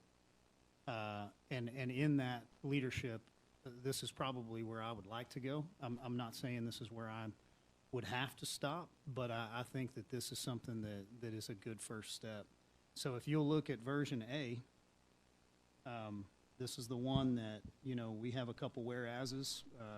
We've gone through those. I think those are pretty understood. Abortion-inducing drugs. The state of Texas right now restricts the ability to dispense that drug within the state of Texas. It doesn't restrict the ability to possess it. So this particular ordinance would further regulate that drug with a Class C misdemeanor, punishable by a fine only of up to $1,000. It's not an arrestable offense. It is a citation only. It doesn't discriminate between people. It is a regulatory measure on a substance. And I believe that we could look at RU 486 specifically outlined in this as it's defined as the only one that we would be trying to regulate. And I see some validity in it. So it's $1,000 per pill. So I could go down the what ifs of, well, how would you prove this? How would you prove that? I'm more intentional in the willful distribution of an entity that would say, look, we want to order 1,000 of these and we want to give them away. We want to make sure that people know this is where you can come and get them. That is a different measure. It's unlawful. It's illegal in the state of Texas for me to practice medicine and to give you drugs. I'm not a drug dealer. And there are all sorts of laws on the books that regulate all that. This would be one further step that would allow for a possession issue. So let's take what he's talking about in sex trafficking and the sex trade. You know, if I'm a gang member and that is what we do for a business and I have 50 of these in my pocket, perhaps that helps the police department when they don't have another charge that they can bring, even though they know what's going on, but they don't have the ability to prove it. Both sides, I think, have a concern with human trafficking and sex trafficking. So I would be willing to go as far as, you know, there are plenty of things here that it does not prohibit, and we spell out, you know, it doesn't prohibit freedom of speech, does not prohibit conduct for a federal or anything that's federal or state law. It doesn't prevent anything in the way of, it spells out specifically the use of this drug for a completion of a miscarriage, the use of this drug for an emergent issue that a physician would see it needed to induce that abortion to save the life of the mom. That is all non-prohibited. So this would be very specific in the way in which if an individual had this particular drug in their possession unlawfully, meaning you don't have a prescription for it and you don't have the ability to show the police officer, then you're going to get a citation. At the end of the day, it's a deterrent. And it does go one step further in protecting life. Now, I've talked to some state senators and I've talked to some state reps. I'll read one just so you'll know. It does have a little support. Currently, it is still illegal to dispense or mail the abortion-inducing drug mifepristone and misoprostol in most circumstances. Now, keep in mind that's most circumstances. So there are some circumstances that are narrowly defined that make it legal for you to do this. Hey, can I pause you? Yes, sir. So you're saying in most circumstances it's illegal to do it. The Biden administration okayed through COVID, they okayed the mailing. Am I correct? So I'm referring to state law Oh, based okay. on this particular one. So federal law, I would not begin to tell you what they have or have not done. But as it is the regulatory body that sits over us, it's the state, and this is one of your state reps. Texas laws have narrow exceptions only to save the life or prevent substantial impairment of major bodily function of a pregnant patient. So, on balance, Mr. Mayor, the city's concept of protecting innocent life and deterring behavior is consistent with those protections as it aligns with the state legislature and has put this in place over multiple years via several bills. So, this one particular regulation of a drug, according to one state rep, is consistent with state law and goes a step further to occupy a piece of territory that the state is not occupying right now in the form of possession. We have the right to do that. I believe we have the responsibility to do that. This is the number one way in which I see a benefit in doing something that's not symbolic. I probably sit on the other side as far as the trafficking and some of those ideas that are out there in the interstate issues. I find this to be very pragmatic. I find this to be something that we could enforce, and it is a penalty. It's not a private right of action. This is something that the city would stand behind and the city would have on the books, just like any other Class C misdemeanor. So this individual would go to court. They would see your municipal judge, and then they could either have the judge issue the fine or a jury would issue the fine. And so if this was an entity or a group, then they would be called into that same municipal court. Yes, sir. What, has any lawyers fallen in with this? Mm-hmm. What did they feel like our chance for being challenged in court? What was that? I think that every attorney that I've spoken with, which is several, I know that I had 4 reviews from multiple attorneys. The verbiage we've used is when it is challenged, not if. So I would want my council and my city to hear us understand, like, count the cost. You walk all the way out here, you should expect and you should assume a challenge coming. When it is challenged, it is defensible because of this, this, and this. And so every attorney that I've spoken with said, you can do this. This is well within your purview as a municipality. You can do this because this does align with state law. You can do this. This is consistent with your charter. And, you know, if you put these things in it, these measures, which we have some additional language that has been recommended. I have several recommendations that still need to go into this draft. You know, this particular senator said, you know, he authored and passed House Bill 635, and it's an amendment to the Health and Safety Code, and it would help another provision in this. And so I think we could get good feedback, but the question is not, could we draft a good, solid document that, you know, can stand a challenge? The question is, do you know you're going to be challenged on it? And I think we do.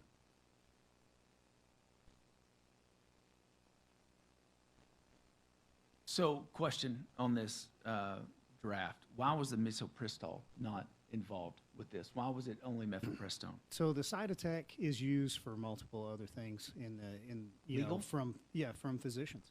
And so I believe that causes an issue on the physician side. I've heard the criticism that, well, if you give a person enough side attack, you can cause a miscarriage as well. Well, I believe they're naturally producing, items that could cause you to miscarry as well. So I'm not trying to restrict everything. I'm just trying to restrict the one thing that we can say, this is what this drug does. This is all this drug does. And I think that you can itemize it. You can list it. So the cytotec for a physician would cause, I believe, some of our physicians to feel like, look, am I going to have to prove every time I'm in possession of these drugs that I'm not misusing them? And I don't want to create a hardship or a burden. And to go back to you in limited local government, it's an enforcement measure. It's going to be difficult to prove some of this anyway with the one drug. I just didn't like how abortion-inducing drugs was written so generally.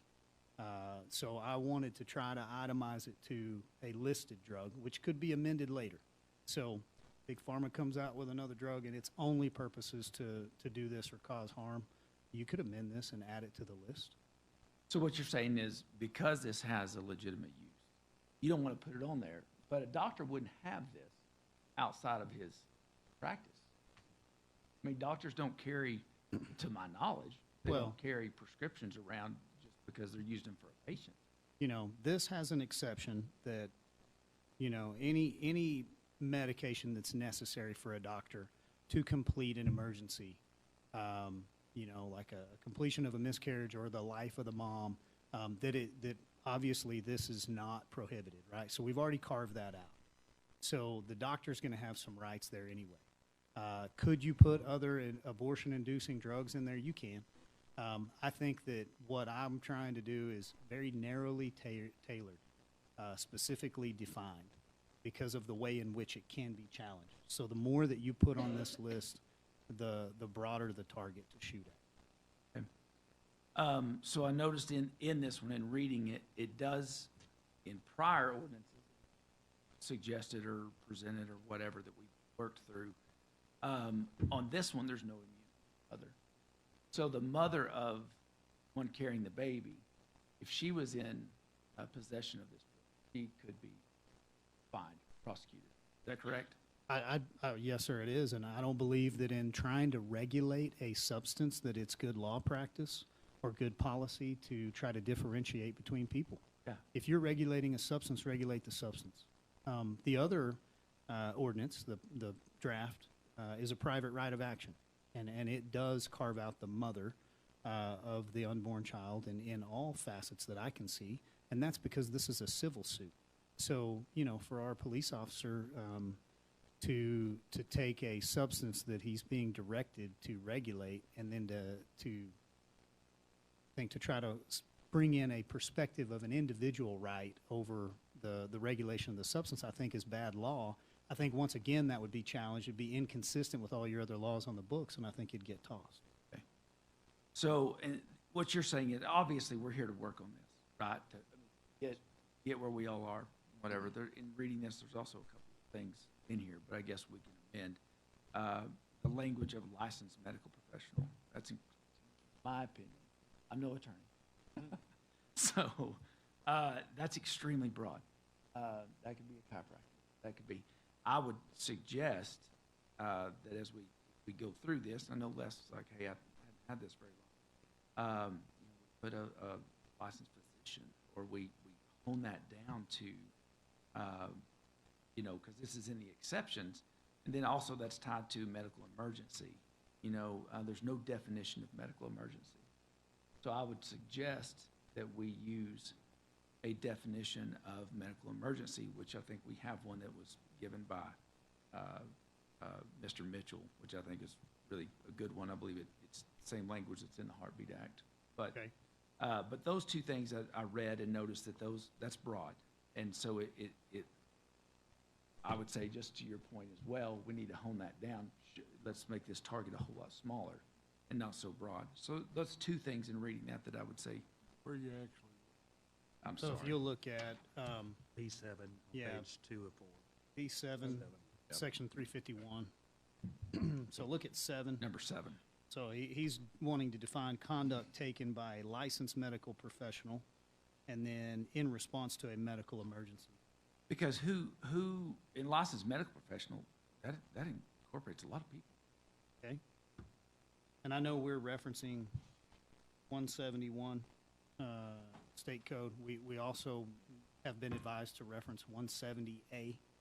And so some of this state code may reference and may further define some of the stuff that we So have it may be concerned there. about. It may already be defined in the way in which you're Okay. saying as it falls under this chapter and verse. Okay. But definitely something to look at, in my opinion, if we're Yeah. looking at doing the right thing. I appreciate the feedback. So, and just to be clear, I think you mentioned this, you know, we're looking at two different issues here. We're looking at a public enforcement, and we're looking at a private enforcement. The one we're looking at right now is a public enforcement. I mean, just to be clear, that we're all on the same page with that, right? I mean, there's two ways. The civil enforcement, which is the Heartbeat Act, And then this is a public enforcement, which we're coming in and doing a little more, correct? Yeah, so Okay. let me complete this one real quick, and then let's come back to some of the, let's say, improvements that you guys might, if you're in favor of this, then it'd be worth improving. If we're not in favor of it, then I don't know that we need to spend a lot of time going through and worrying about language. And we may not be to that point yet. One thing I want to ask, as I read through Texas laws, the only thing that's consistent is they're confusing, the way they write them. And it says, well, it does not include this, but it includes this.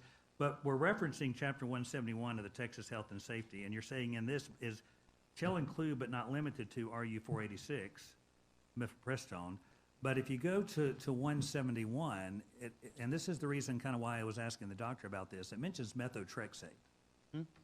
And, you know, probably every pharmacy in town has methotrexate. Probably a good percentage of the people in here probably have taken that drug at some point in time. But that's why I wanted to because even though we didn't say methotrexate here, when we're referencing back this, it does include methotrexate. So, because that could be a whole different issue for pharmacists, pharmacies, doctors, again, which is why I was asking, well, how do you know when methotrexate may be prescribed for an abortion or their diagnosis? You know, that's why methotrexate just kind of caught my attention. So I don't know where that lies in this. So I think the direction that I would hope we could give staff would be, if we chose to do this, a public enforcement measure on a drug, let's go after that drug and let's list it. And so maybe some of the language that says shall include but not limited to needs to be removed. But once again, going back to, I believe that, you know, local government can regulate substance, and in certain instances should. And so if we're okay with that, let me tell you the other kind of half of this ordinance. There's only two parts to it. One is the regulation of RU 486, and who's regulated and who's not. So there's plenty of non-prohibitions that cover physicians and other emergencies and miscarriage, and the language in there would be in line with the state. The other one is the disposal of human remains, which is spoken to in the state code. And so human remains legally are not treated as medical waste. And so this particular ordinance says that if we have an entity that is disposing of aborted fetal tissue as though it is medical waste, then it's subject to a $1,000 fine per occurrence.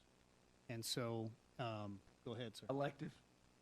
Elective. Yeah, And so okay. it carves out the elective abortion, and then it also stipulates that we want to protect those human remains and speak directly to, in the case of a miscarriage, you have the rights, which the state already gives you, to those remains as the parents. And so in the way in which something would be treated as medical waste from a different state, coming here within our city boundaries, to be disposed of here as medical waste and not human remains, that's what this addresses. Now, it's a small fine for a business, but it is a right step in the direction of regulation, regulating, and then also inspection. So this would bring about, I believe, either our, you know, environmental health or another department that would be able to look into this. Currently, right now, I don't know that we have anything that would prompt that, and so it's just something that's not being addressed. And in those two, there's normal legalese in here, severability, repealers, things like that. Those are the two things that draft version A seeks to regulate: RU 486 and disposal of human remains. Questions on that draft, and if anybody wants to toss it off the table. So Brian wrote this? Is that correct? Brian did draft it, yes, and we've had other input from multiple different entities, individuals. So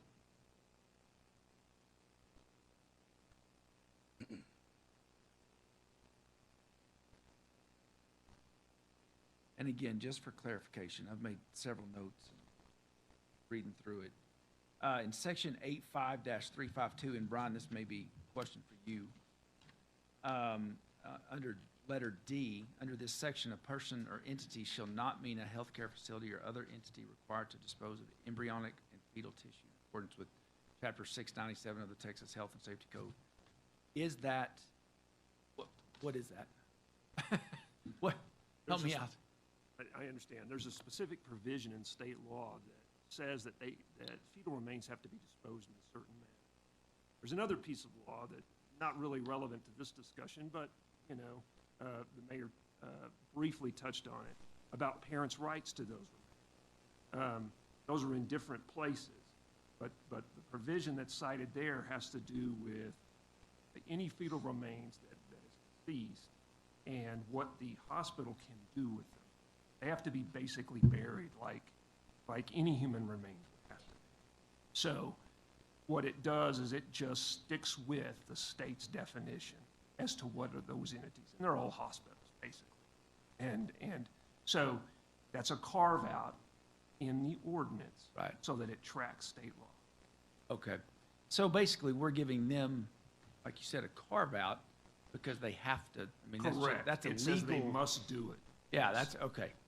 So Good again, question. it doesn't relate to elective abortions or, it's Just fetal remains, now, so whatever they are. does that include elective abortions? Well, it's written pretty broad, okay? But remember, the hospital has no power but to just do what state law tells it to do. Right. So to me, I think it's a situation in which, because state law protects them. They're governed by you could- state law, you so they could have to not follow the bring- rules. You could not bring a misdemeanor Yeah. against them. That'd have to be contrary to state Okay, law. so there's no ordinance that could supersede the state law? Right, Absolutely And that's not. that's what we're And- talking about right now. And you don't have that potential need. So we don't have hospitals in other states that are Right. disposing of things here in our state. Right. Now, we may have entities that are disposing of things here. And so like to allow that carve out, I mean, there's no risk in that. The hospitals are gonna abide by state law and adhere to what's legal. And what we are trying to prevent, I think, or to deter is another business from disposing of human remains as though it's medical waste. And then House Bill 635 addresses the parents' rights to those remains because it is addressed in, I want to say, let me look here again, 697, Chapter 697, State Code, that the hospitals have to abide by these guidelines. Well, that hospital superseded some of the parents' rights to a certain extent, which is why there was an amendment on that House Bill 635. So we're in line with state code. And Brian, I know it makes reference to several things, but the medical emergency is a real issue of mine. Is there a reference to the definition of that? I mean, is it? Yeah, no attorney. So I know sometimes we don't define things because we reference in previous, so we don't have to. It's already there. Right. Is that the case here? And if so, I would like to see that. I don't know if state law directly addresses what that is. Okay. But here's what I would say to that. Medical emergency is in the minds of the doctor, okay? The doctor has some certain, Exactly. they've got some certain informed consent. They have to do a few things about filling out forms and those kinds of things. And so what you're trying to do is just track Chapter 171 as to whatever definition they have. That's the one you're adopting, Okay, well, essentially. my concern is when we have a licensed medical professional, that could be a chiropractor, and a medical emergency could be a mental health issue that he deems necessary.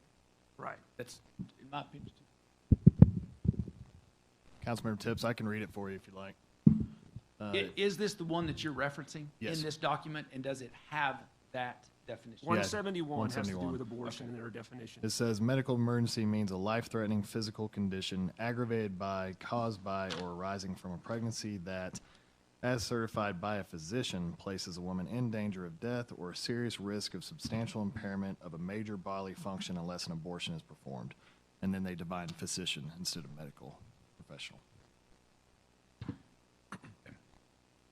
Thank you for that. So let me go one step further, and then I'm done with this one. I am trying to keep a drug illegally out of the hands of a 14-year-old girl who's alone at home in her bathroom.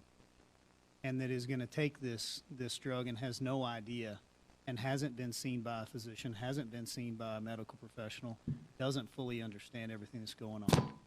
And so to regulate a substance that we know is being misused, I think is a good step in the right direction.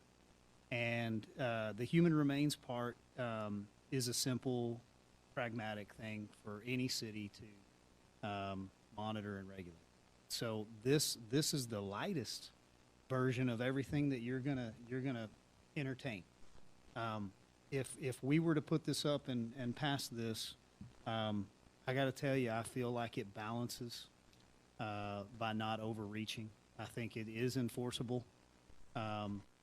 Everything that goes forward from here, I'm going to really try to pull on the reins because I think that if there is a stick that you're going to use, it can be used against you in the future, and I just don't want to go down that slope.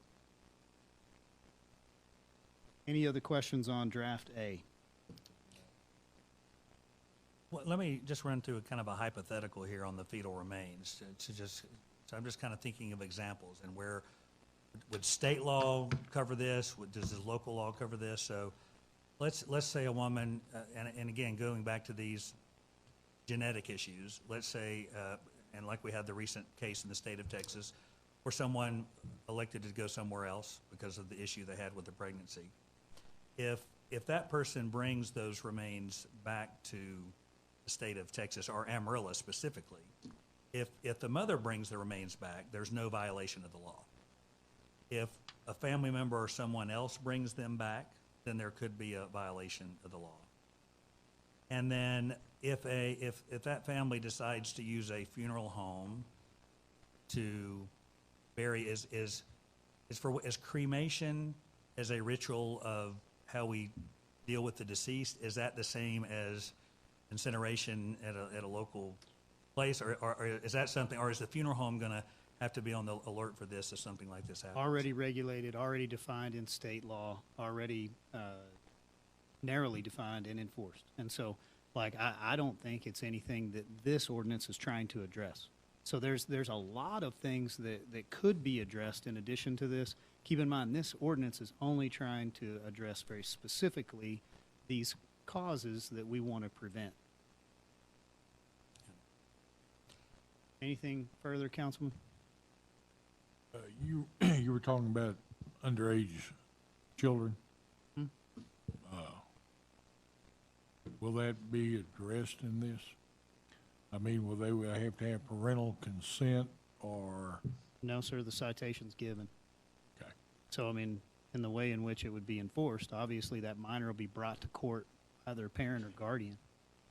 But it does not regulate the person. It regulates the substance.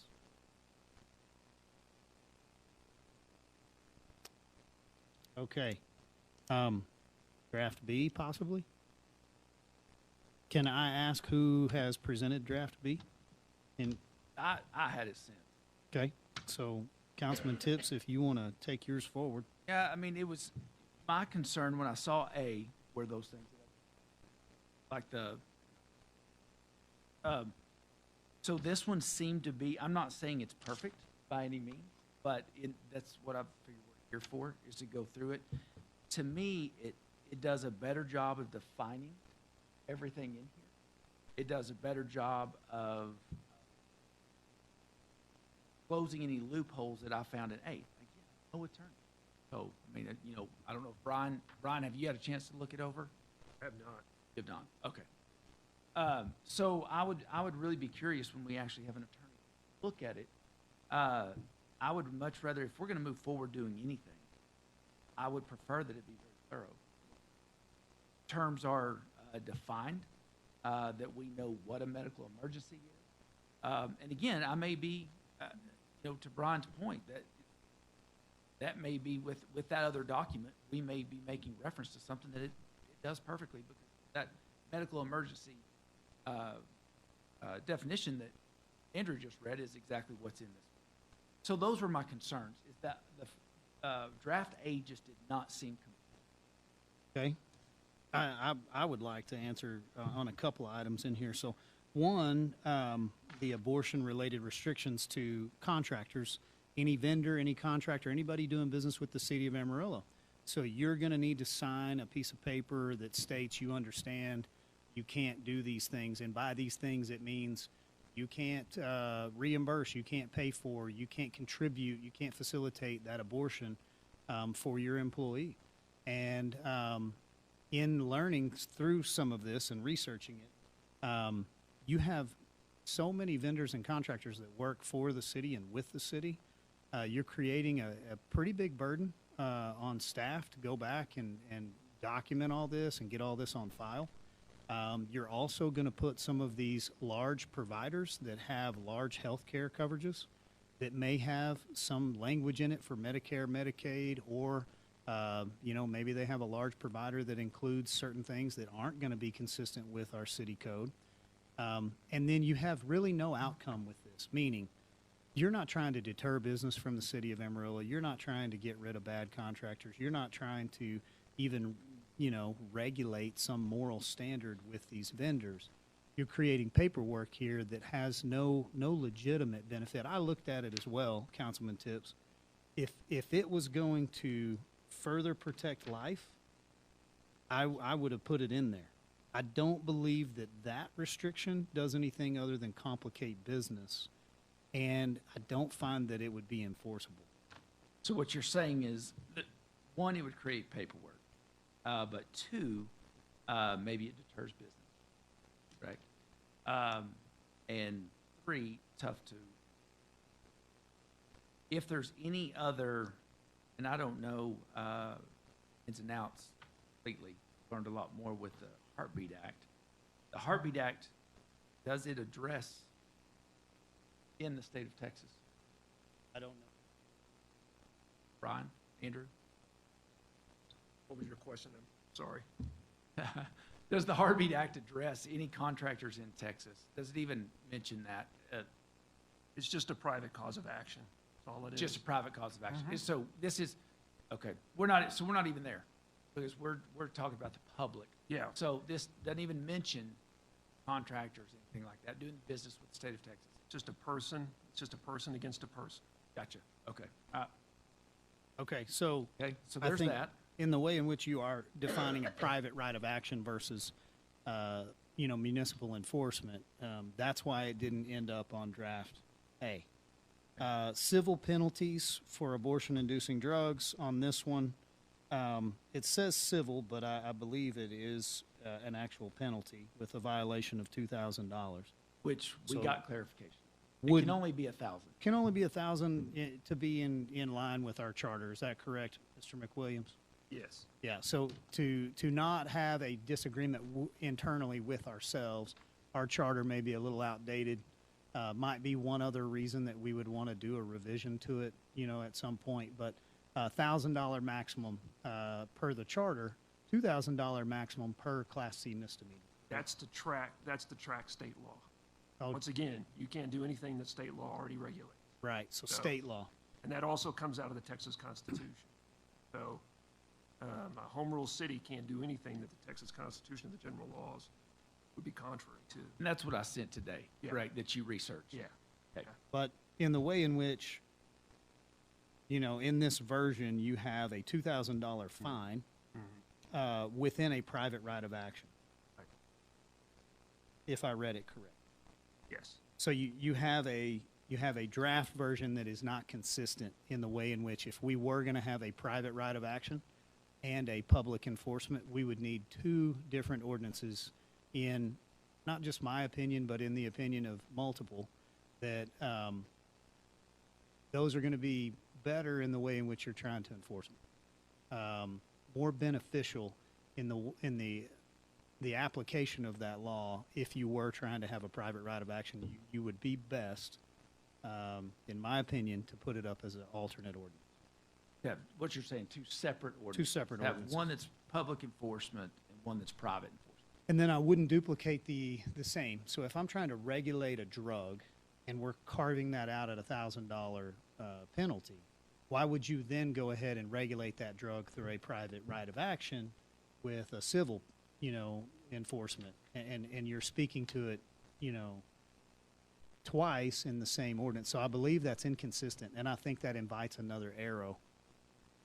And you may have spoken to somebody, but if I understand in my research that you can have, and they do overlap, and we have many examples of that in municipal code as well as state code, that they do overlap. There are some civil and criminal.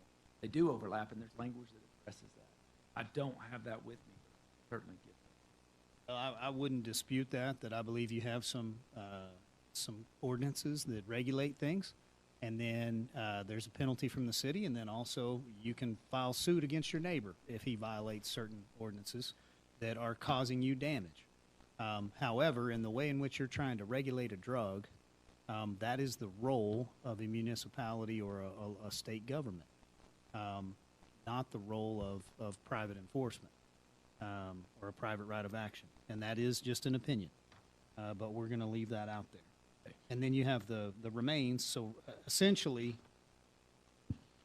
if you, Councilman Tips, say, you know what, I could concede on the restrictions on city contractors, then we have the exact same draft, but one civil and Another criminal. So it needs to be Correct. reworded as criminal. which is draft A. So, yeah, I mean, with the city contractors, I mean, I have no problem with that. I just think that this one is minus the civil, but I think it's a little bit more thorough and well-written. But not to say that they can't merge and put them together. And I wholeheartedly believe we can improve on some of the language that is in draft one. And so by the time we run it through good legal counsel and get multiple reviews, I think the language would be improved upon, and the structure of it as well. Where's everybody else? I'm good with both of these. As far as the enforcement, I think we do definitely need to have more definitions inside of the ordinance. Well, I feel like B's would way overreach. How so? Yep. How so? Because that's the way I feel. Which one, I B mean- or On A? the pill? Well, when you look at this deal, no, I'm not talking about the pill, I'm talking about, got A, B, C, D, E, F, G, spelling out every one that somebody can do and can't do. We're not in grade school. These people don't need to be told you can't walk out the door and spend a dime. I mean, provide coverage, I mean, paying or reimbursing, subsidizing travel costs associated with obtaining an effective abortion or covering those costs of an employee benefit. How many companies do we have in town that may have that as a benefit? You can't just go regulating business. You're trying to overreach government wholeheartedly here. Well, And I mean, I could nowhere could I even get close to this. So And I that- can read the rest of those if we want to go on. So I mean, it says in C, donating or lending money, digital currency, resources, or any other thing of value to an abortion provider, abortion fund, or any affiliated to an abortion provider either directly or by laundering the donation or loan through intermediary. I'm getting the feeling that Councilman Sherlin may not be in favor of this one. You got it. Okay. He may be on the fence, I don't know. So, I understand where you're coming from. I think we're probably not too far apart. Let me ask you, since you seem to be in touch with your feelings, draft A, how do you feel about draft A? I'm liking it better. After you read B, I love it. Okay, but draft A, let me ask you, is it overreaching? Did I infringe on your civil I liberties? don't think so. Okay, I mean, when I look at this, I can see and I can understand. When I look at this one, I see we're getting in the way of economic growth within the city of Amarillo. Because you're putting a lot of things on businesses that we have no right regulating business. I think on this side of the table, we agree with you. I think that it's been written in a draft. This is just a draft. These are Yeah. just ideas. Well, I have to express it.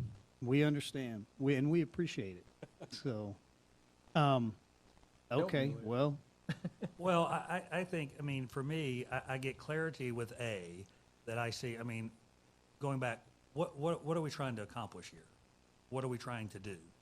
And it's to provide that, you know, it's like, okay, what problem are we trying to solve here?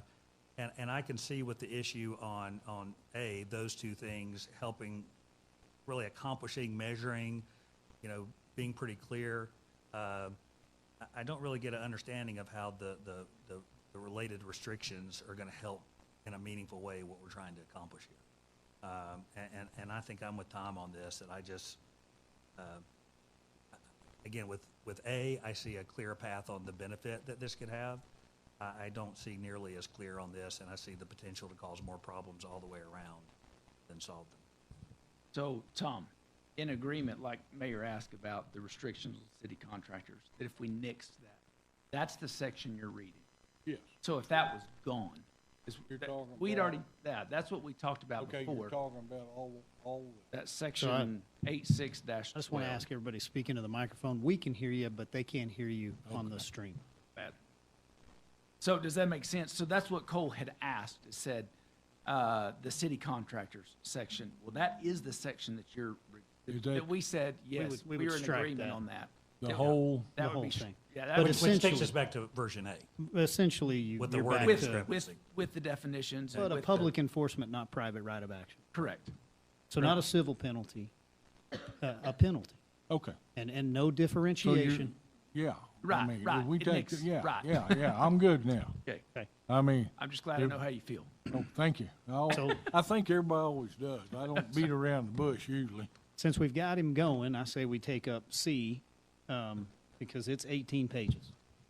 And so we're not going to read it, but the entire draft of C, well, I guess I would ask before we jump into it, would anybody like to bring C forward?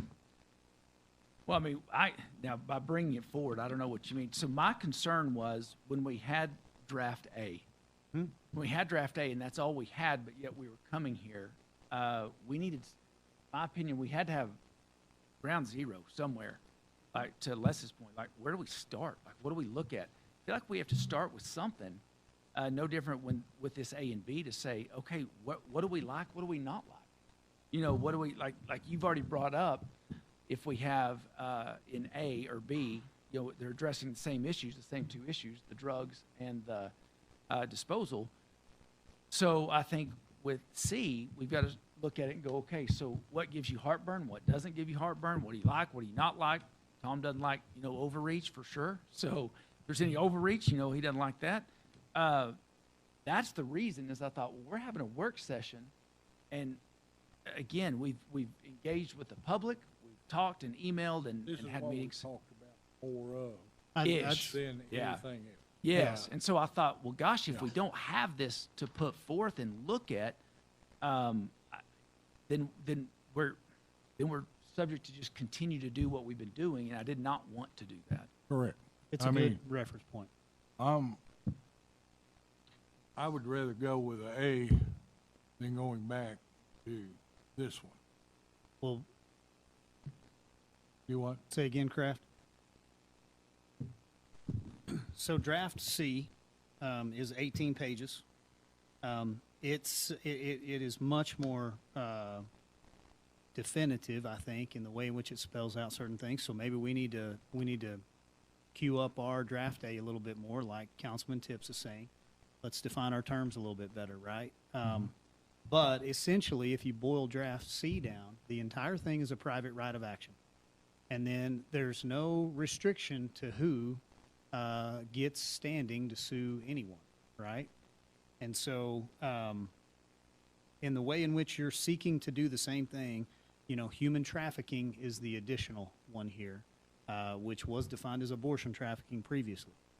And so, you still have the human trafficking, you still have, you know, the disposal of human remains, you still have abortion-inducing drugs. You know, the biggest concern that I think I've heard and read on 1,000 emails is the restriction of your right to travel. Because at first blush, people hear this and they read it and they say, well, you're going to pull people over on I-40, you're not going to let people leave the city. Like, you can't do that. That infringes on their civil liberties. So you know, this particular draft doesn't say all that.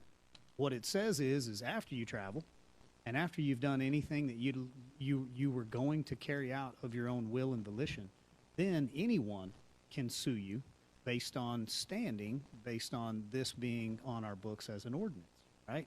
Anybody understand this any differently than that? No, I'm glad you brought that up, Mayor, because I do think that there was misinformation out there. In fact, we had a discussion before of saying that's an infringement on civil liberty. I mean, you get to interstate travel, you cannot restrict. Well, and nowhere in here does it say you can't travel. Anybody can go anywhere to do anything. So there's not that, which I think that was the big rub first. You know, and in here, there's, to Mayor's point, there's 4 issues here. I think there's the abortion ban, the drugs, the human trafficking, and then the human remains. So, I mean, I think there's, to break it down easily, there's 4 sections. And that's what we're looking at. Nowhere in here, I mean, I appreciated the video that, whoever brought forth and did. I mean, definitely learned a lot. But in all this discussion that we're having, and the reason we're here, is for what reason? Child? Baby? I mean, are we in agreement there? And I guess, and I've started my conversation with a couple groups that I met with is, when do you believe life begins? I think we're all on the same page. Are we not? Are we? Yeah. So in all of our discussion, Les, are you there? Yes. So in our discussion, we really hadn't even talked about that. I mean, which this is the very reason we're having this discussion, is stepping up for the unborn children, right? So, I mean, I think that we need to look at this, and this is the reason we're doing what we're doing. We're talking about, making a drug, illegal, or putting it on that list. Talking about, human remains, of elective abortions, but we haven't done anything today to talk about the baby. Or what are we going to do about that? If you agree with the Heartbeat Act, which I don't know if you do or not, how it's enforced, how it's written, that is this. So, I mean, and again, I'm here to talk, right? I'm not here to persuade, or I'm here to talk because, my gosh, we hadn't been able to, and it stinks. I mean, so that's all I'm here to talk about and say, hey, where are we on this? I mean, are we gonna do something with it? Are we not gonna do anything with it? Texas already has, to your point. It is enforced exactly this way, so it's already there. But do we choose to go further and close a few loopholes that are there? And I think that's what we do. What you're talking about is closing the 6 weeks, correct? Well, that's one section. Yeah. That's one section. I mean, if we break it into 4, easy, manageable sections, you're correct. Abortion ban, the drugs, the trafficking, the human trafficking, and then the disposal. So, Doesn't state law already cover human trafficking? I'm sure. Yeah.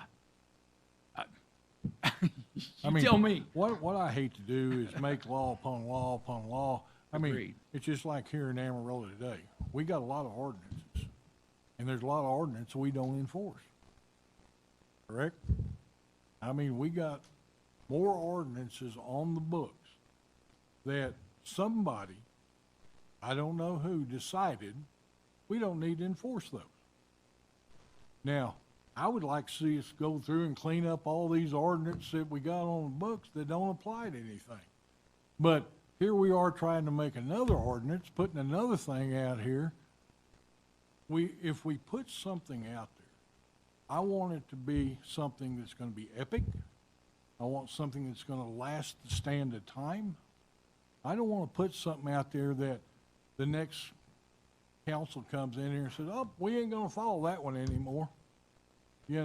These are the things that really bother me when we're looking at ordinances and everything. I want an ordinance to mean something. I want when somebody sees, whatever it is, a homeless person that's camping out in their front yard, they can do something about it. Because we got ordinances about that. But yet we ignore them for the most part. I do not want, if we're going to spend time on this, it needs to be a priority of our city. And I want everybody to buy into it. And I mean, that comes from our police department, our fire, everybody, our medical staff. We just can't be willy-nillying laws. And that's what I wanted to say. I'm going to tell you, if you pass an ordinance that every single person in this city agrees with, that's amazing. Well, we will never do it, but the majority. Okay. Well, okay. I'll give you majority. But, well, do you say, what about all these ordinances we got? Do you think we just ought to throw them out the window? The ones we don't enforce? Yeah. I don't know. That's what you said. It wasn't my word. Don't put words in my mouth. Well, these are the things. But who's going to put words in our mouth 2 years from now? Well, my thing, and this, I'm not putting this on anybody here. I'm willing to stand for the unborn. I am too. Okay. Well, in that, there's a lot of this private stuff that it's not so much, in my understanding and in talking to other councils, other communities, it is not about the individual. It's nobody wants to sue grandmother, grandfather, brother, sister. Nobody wants that. What we want to shut down is these 26 companies that are marketing to our Texas vulnerable women, getting them to go across the border, sending them the pills, doing the things. That's the enforcement that we want. Okay, well, that's what's going on. And so what this private enforcement does, it brings those in to shut those down. So they're on the hook. I mean, you're right. Mom, dad, brother, sister, friend, best friend, boyfriend, whatever. That's not the real fish that we're trying to get. It's the companies that are soliciting and going after our Texas vulnerable women who are pregnant. And it's not fair. And it's not okay. In my opinion, it's not okay. But you go on here, Tom, I can order pills. I can order the abortion pill right now. Mm-hmm. And in fact, it gives me instruction how to cover it up. So that's what's going out to our people. So in this sea, that's what drags them in it. That's what brings them in to shut that down. The unborn of Amarillo, absolutely. So that's why there's more to this than just what you're reading, but we've got to dig deep into it and say, okay, what does this really mean? Like, what are the ramifications of it? You're right. Do I think anyone's going to stop anybody on I-40 and say, hey, where are you going? No, we're not doing that. It's not even an option. That's not even what any of this says. That will never happen. But if a company provides an abortion or abortion meds to one of our residents, that's a problem. I think the pharmaceutical companies and the clinics don't know that. They do know that. They don't want any part of that. They don't want this thing to pass because we shut that down. So, I mean, that's why. I mean, I'm willing to stand. I don't want overreach. I don't like it. I don't like ordinances that are passed just to pass. If we have ordinances that we're not enforcing, I don't know why. We've got them on the books. I would agree with you 100%. But there's a lot to this that people aren't looking, and it's like, look over here, while this is going on. It's not what it's about over here. It's the big fish that we want. But there are laws on the books right now for human trafficking, correct? I mean, there are laws that would, for sure. And it seems that the thing that I just kind of find interesting about this, and I noticed the wording in this because I've been hearing this word abortion trafficking for quite a few months. And it kind of puzzled me because if you look at the word trafficking, the definition of trafficking is buying or selling something illegal and forcing someone to do something against their will. Yeah. Well, if people are being forced to get abortions, there's laws on the books to punish that. You're forcing someone to do something against their will, or there not laws to punish that if abortion trafficking is what's going on. Are you speaking the woman or the baby? I'm just saying we've got a problem here. I don't think we've got a trafficking problem. Right. So I'm going to call it abortion trafficking. I don't know if people are being forced to get abortions, if they're not. I don't know Right. exactly. But it seems to me and we can focus on this issue, but there's a larger issue of human trafficking that affects things other than abortion. It affects that. It's going on everywhere. For sure. Should we be spending more time focusing on that issue? Would focusing on that bigger issue, what we're seeing is a symptom of what happens with the bigger issue, which is the human trafficking is going on. A lot of these abortions are occurring because of the human trafficking or whatever it may be. Well, instead of saying we're just going to force and again, I don't know if abortion trafficking is the right term. I mean, again, if people are being taken against their will to have abortions, that's against the law. We don't need to pass another law to make that happen. Their law, am I? You say it's against the law. Do you know that? That you're taking someone and taking them against their will? Anywhere. Anywhere. That would be like kidnapping, I think. Yeah, I mean, yeah. so I think, Right. I think there are laws and do that. I mean, and again, I think we have a lot of people focused on this issue. This is not for today. But if we're on I-40, I mean, we spend all our time working on drug trafficking. You don't drive through McLean or whatever it is because you're going to get caught. Should we be looking at this human trafficking in our community? Would that be a better way to look after the children and protect the unborn or protect people getting in this situation? So, because for me, it was just the abortion trafficking, the word just didn't sound right to me. Because, and why would there need to be another law for something if people are being forced to do something against their will? Because that's what trafficking means. So, but to me, I think, yes, we ought to be focusing on human trafficking. It's, the gentleman at our prayer breakfast talked about this. It's a global problem. We have a fraction of the problem here that other countries do, but maybe the time, energy, and effort to work with local law enforcement, others to focus on the human trafficking would do an immense amount to protect children or to prevent unwanted pregnancies that result in abortions.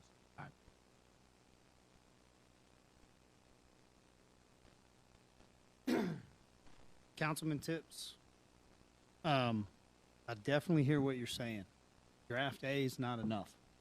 It can be improved on. You'd vote for it, I believe, with some additional With language in there. amendments? Yeah. Draft C is still on your table, in the way in which a private right of action as a deterrent for entities and individuals traveling out of the state. Is that correct? Yeah, now understand, when we say draft C, that's not the only issue we're talking about. Understood. I would say all four. You're honing in on one, but it's all four. So you would find that it would be an additional deterrent to have a private right of action on RU 486 as well as a public enforcement measure. I would, as long as there's several. They're separate. Okay. So, I mean, I've understood that to be a duplication. Okay.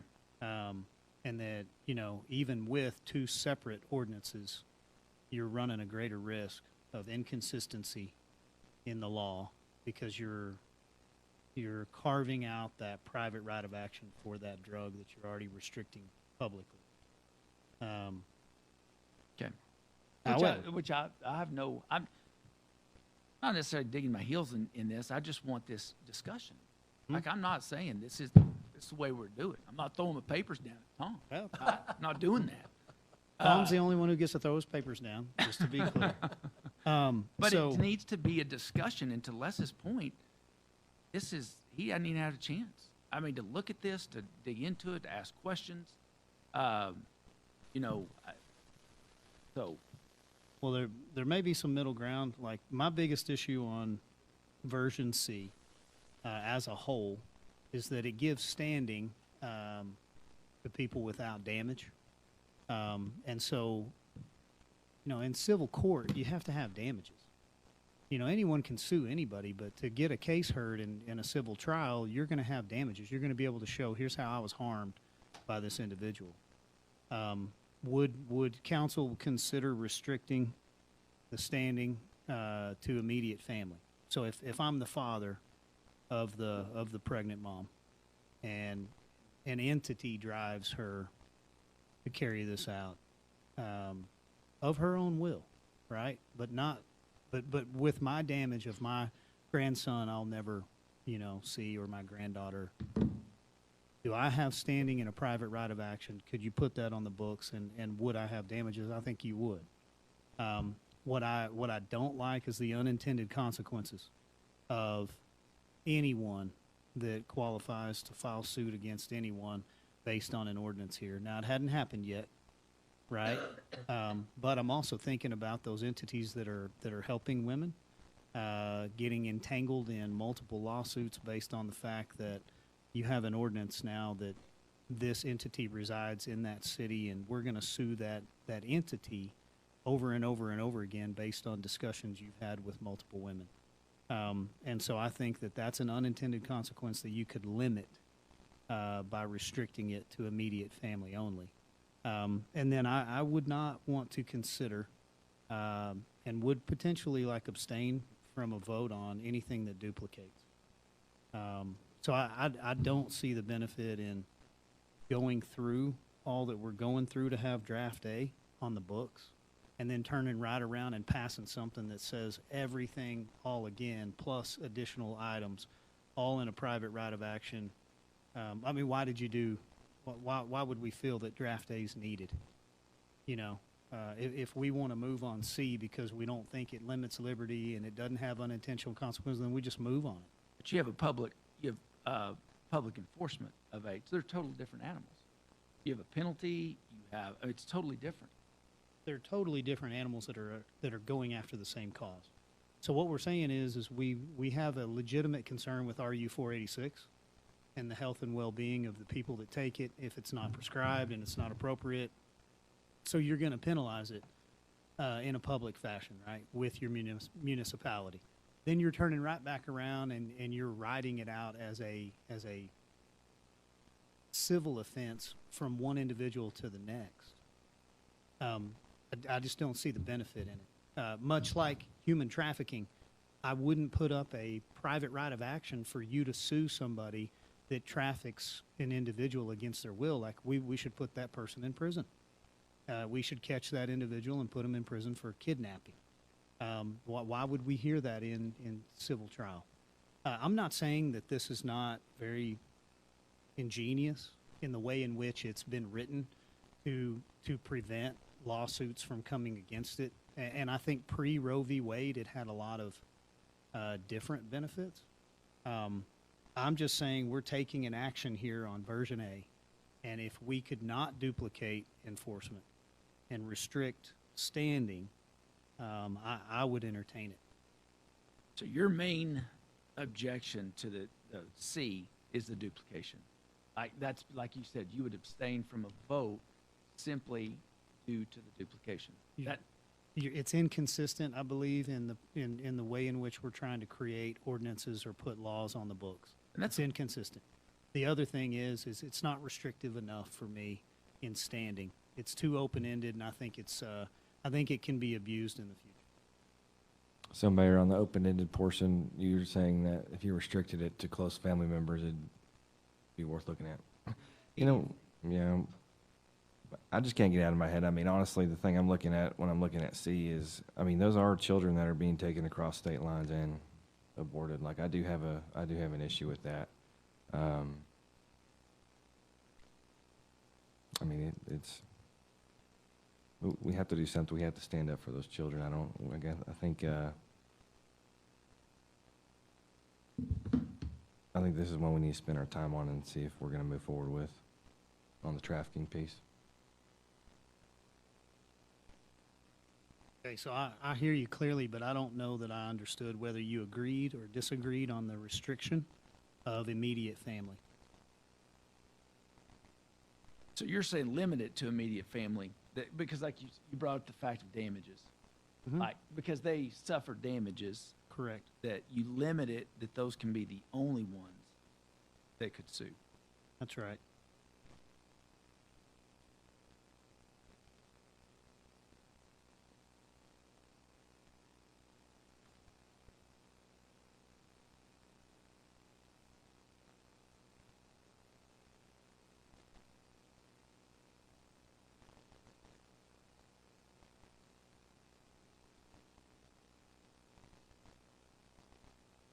We're going to take a recess, so I just thought I'd give you a break. It's 5:30. We can walk around this guy a couple more times, or we can try to give some direction to our staff. And then each individual councilman can continue to engage with citizens and work through this on their own. And I'm fine with an unknown vote. Like, we don't have to get a consensus here today. We don't have to get a feel good. We can be moving in different directions, and we could bring this back in January. I think I've made my intentions pretty clear on version A. What I could do. I think I'm pretty clear on version C. I would like some more clarification from you guys on what you would want to vote on, or what you're unwilling to let go on version C.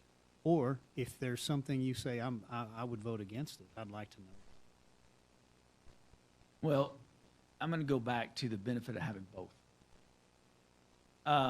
If for some reason, let's just say the DA chooses not to pursue, you still have a cause of action sitting out there in the civil side. You see this all the time. You see it all the time.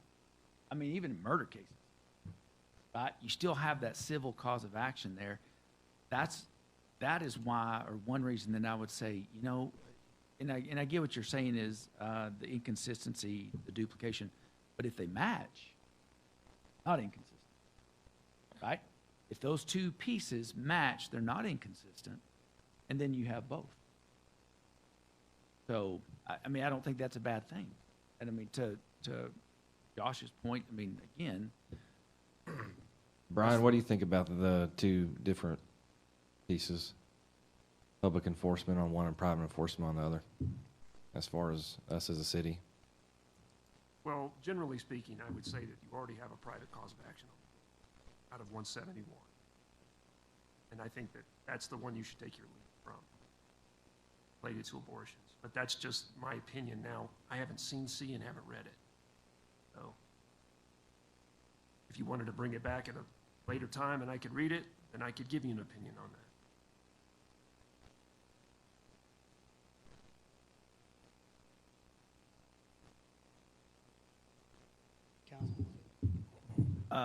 Sorry, Don. oh, you're good. No, not at all. I think A and B, I have no problem with, as long as we expand the definitions, get rid of the contractor, get rid of all of that, expand on the definitions. I would like, again, I would defer to Brian, and if he says, hey, it's stating that and it referencing a medical emergency, then that's okay. He's the guy for that. The licensed medical professional, I think, needs to be defined as well. But I'm okay with that. I have no problem with those. As far as moving forward and that type deal, if that's where that's the answer you're looking for, or the answer you're wanting from us, I'm good with fixing those and moving forward with that. Okay. For sure. I can take a list of recommendations from some good attorneys and the state, some senators and representatives, incorporate that into draft A, get it back to legal, have him restructure it and put it in appropriately. And that's something we could all look at in the month of January, take action on. Knowing that we may still want to go further, my advice would be, let's not drag this out over the next 6 months. So if we're going to take action on something in addition on the private right, I'd like to see it worked on now while this is front and center, so that we can Agreed. take care of it and then move on to other business. So I would like to see a restriction, I believe, to immediate family members, based on the fact that those are damages in civil court, whether or not we have duplication or not.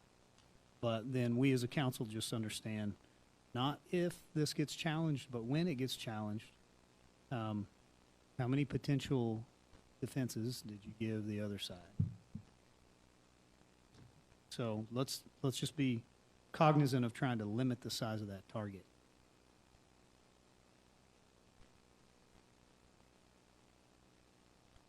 I think, oh, go ahead, Tom. Go ahead. Were you proposing another work session in January? Well, let me answer that in just a second. Councilman Simpson, what were you going to say? I think what we've walked through today with the combined version of A and B, taking out the restrictions on city contractors, fine-tuning that, I think that's something that I feel comfortable moving forward with and getting that. On the next issue, I just can't say at this point.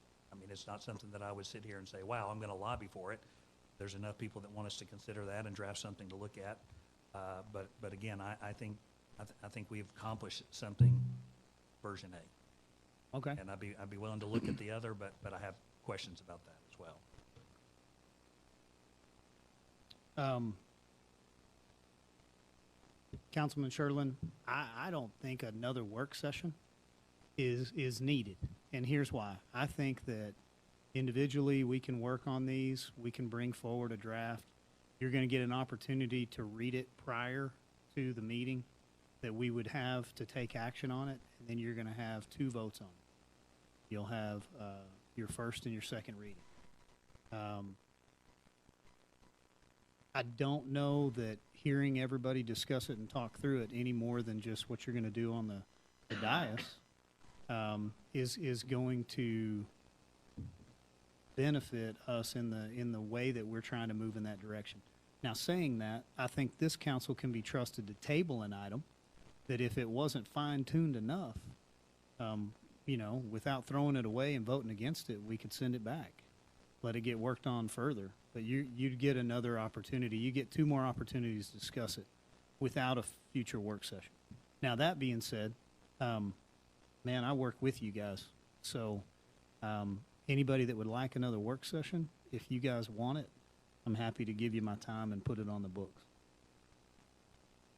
Well, I think it may be necessary. I don't know that it is, but I think it may be. I think there's, especially knowing Les, as thorough as he's going to be with this, I think there's going to be lots of questions and probably lots of discussion that needs to happen.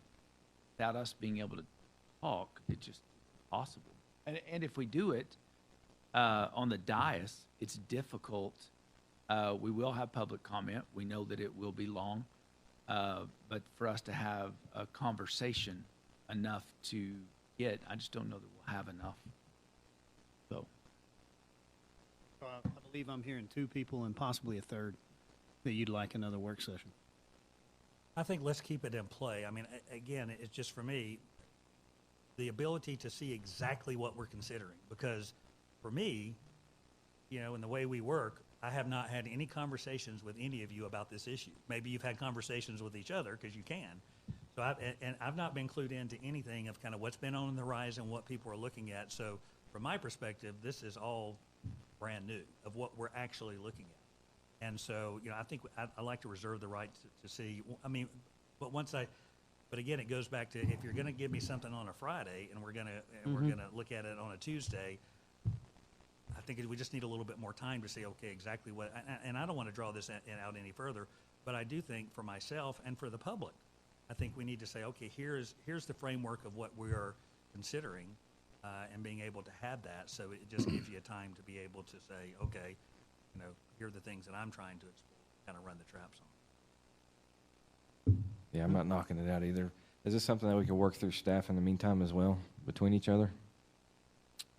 Mr. Freeman, what are you comfortable passing back and forth in the way in which different council are going to be asking you to work with an attorney? I think it'd make it very difficult to come up with a draft that y'all would all be in favor of if we did it that way. Or maybe if we made notes, get rid of it, need this, need that, or, would that be, if we all worked from one, would that be better, easier, worse? You'd have conflicting those Okay. for it, against it. I mean, Yeah. the message board's another option. Oh, if y'all true. want to put some discussion on there. Does anybody know how to use message boards yet? I think we've Yeah, got I a got signed couple in now. today. You have? I've He made the asked you first guys motion. 2 different questions. Nobody responds. Transformer. You ask questions? Yeah. Probably because I don't know how to log into that thing. We'll get on there. So I think that that's a good idea. But I'm hearing we're bringing back version A updated, but maybe we'll have a work session or message board discussion for version C. go ahead. What do I you think that we can, I think that we can put together the A and the B, and you can disseminate that to everybody, and I think we can get a Right. consensus A- on that pretty yes. easily. Okay. Yeah, that one I think we can work on And maybe then prepare message for board January. wise, I think we can communicate maybe with this, and then reserve the possibility of a work session if necessary, if we don't have consensus and we've got more to discuss than what we want to do on the message On the board. civil right of action one. C. Correct. Okay. Okay, so, we're not gonna schedule a work session now. Let me work on A with you guys and give you the additional recommendations, and then I'm still fielding a few of those from the state. And then, Councilman Tips, I would ask for you to, just take the lead on version C. And, I would ask if you would go through the process of get with your representatives and reach out everywhere that you can and visit with those attorneys and see what are the pros and cons of that restricted standing to immediate family. What are you Okay. willing to do Yep. just on your own? And then I think you can reach out to some attorneys and say, do we have the standing already to file suit civilly without having this? And if we do, then maybe it's not as needed. Not that you can't take another one with you, because Councilman Kraft and I have been working on this together. But I don't know if either of you guys want to jump in there with him. But I would love to have you put it back on the message board and let you work on it. I'll work on getting that sign in. Stephanie? We'll get a login and a password. And so just to be clear, what we're looking at is the ordinance that will take what was in version A, those two topics, and then are we looking at everything in version C, or is there one particular area of version C that we're looking at moving forward? I know for me, it was the trafficking piece. Well, yeah, and I think we look at all of it. Now, Mayor has some heartburn about the duplication, but I think we can get some feedback from that, which, if I heard you correct, is get with the reps and senators, get with our people, talk to attorneys, talk about the duplication. Is it necessary? Is it not necessary? Is it beneficial? Is it not beneficial? Sure. Does it create problems with inconsistency, and make that target larger? There's definitely state code that's already speaking to some of these things. Yep. That, would you have a private right of action based on 170A or 171? I mean, let's Okay. get that legal opinion in writing. Put it on Messenger, that way we've got it. And then to go with Councilman Sherlin, I'm not in favor of passing an 18-page document just to have 18 pages of ordinance. It's not enforceable and doesn't do anything. So whatever we come back with, it needs to protect life. And so if it doesn't, then maybe we've done enough. But the right measure of enough is where we're trying to get to. And nobody's in here saying how they'll vote, but I would greatly appreciate and much more entertain something that's limited.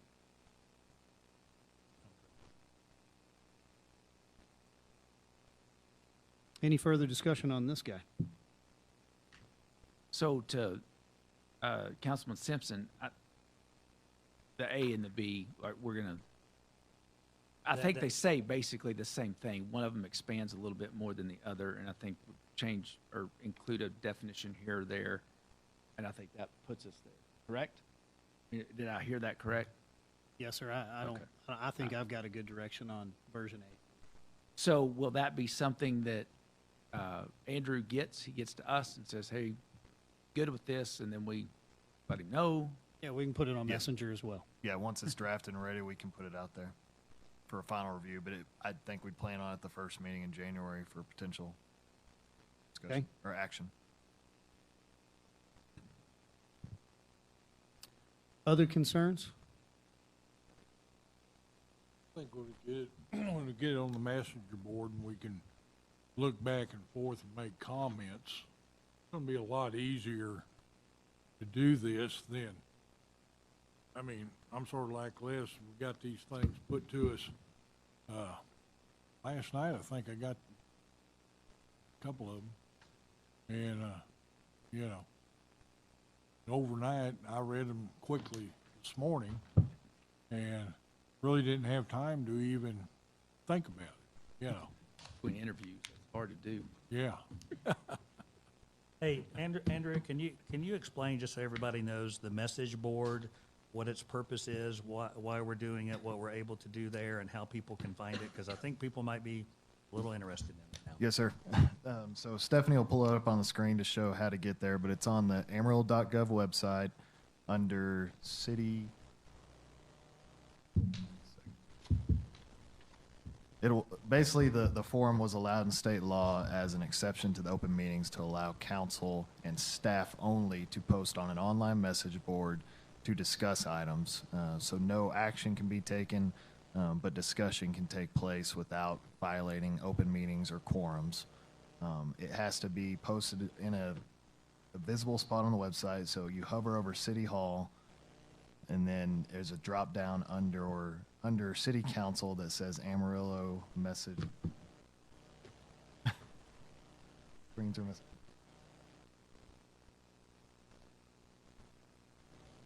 And really the only requirement, if whatever's posted has to be kept up online for 30 days, and if it's taken down, it still has to be archived and available. So everything's open for the public to view, but it is limited to only City Council and select city staff to post or ask questions or discuss.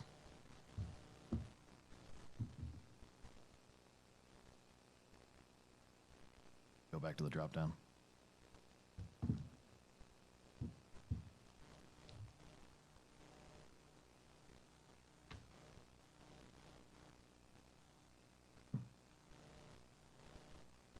So say, for example, there's a version of this that comes back, it could be posted there, and then You could provide post our feedback. comments, questions, or any kind of feedback that Correct. we want to get in that place. Yes. Okay. And there's a few example posts on there now of the rolling planner, agenda planner. One of the previous discussions were on the city council agenda for December, and then Councilmember Sherlin's just asked a couple of questions out there as well. So you can see some example posts. Everybody just. Okay, so Stephanie's got it pulled up now. So if you go to Amarillo.gov, hover over City Hall, and then to the left under City Government, you'll see Mayor and Council, and then Amarillo Council Forum. So you click on Forum, that pulls it up, and you can see there's only one message board. You click that, and there are the topics, and you can reply inside of each one. So, for example, we'd make a post of the latest draft. I think we can attach it to the post itself, and then y'all can have a discussion on the website. Okay, we will get working on Messenger or message board and get that going. Would just like to say thank you guys all for your attendance. We appreciate everybody who's watching online and everybody who's engaged in this conversation. We're not quite done yet, but we did make progress, I believe. Thank you for your decorum and your respect, and we appreciate that as we move forward as well. So we truly are trying to represent the city well in being considerate and thoughtful as we move forward with this, regardless of your position on it. So do I have anything further from council tonight? No, sir. I move to adjourn this meeting. Hey, we got a motion and Second. and we got a second. Thank you, staff, and thank you for everybody else who stayed late. We're adjourned. Thank you, guys. I enjoyed it. We learned something every day.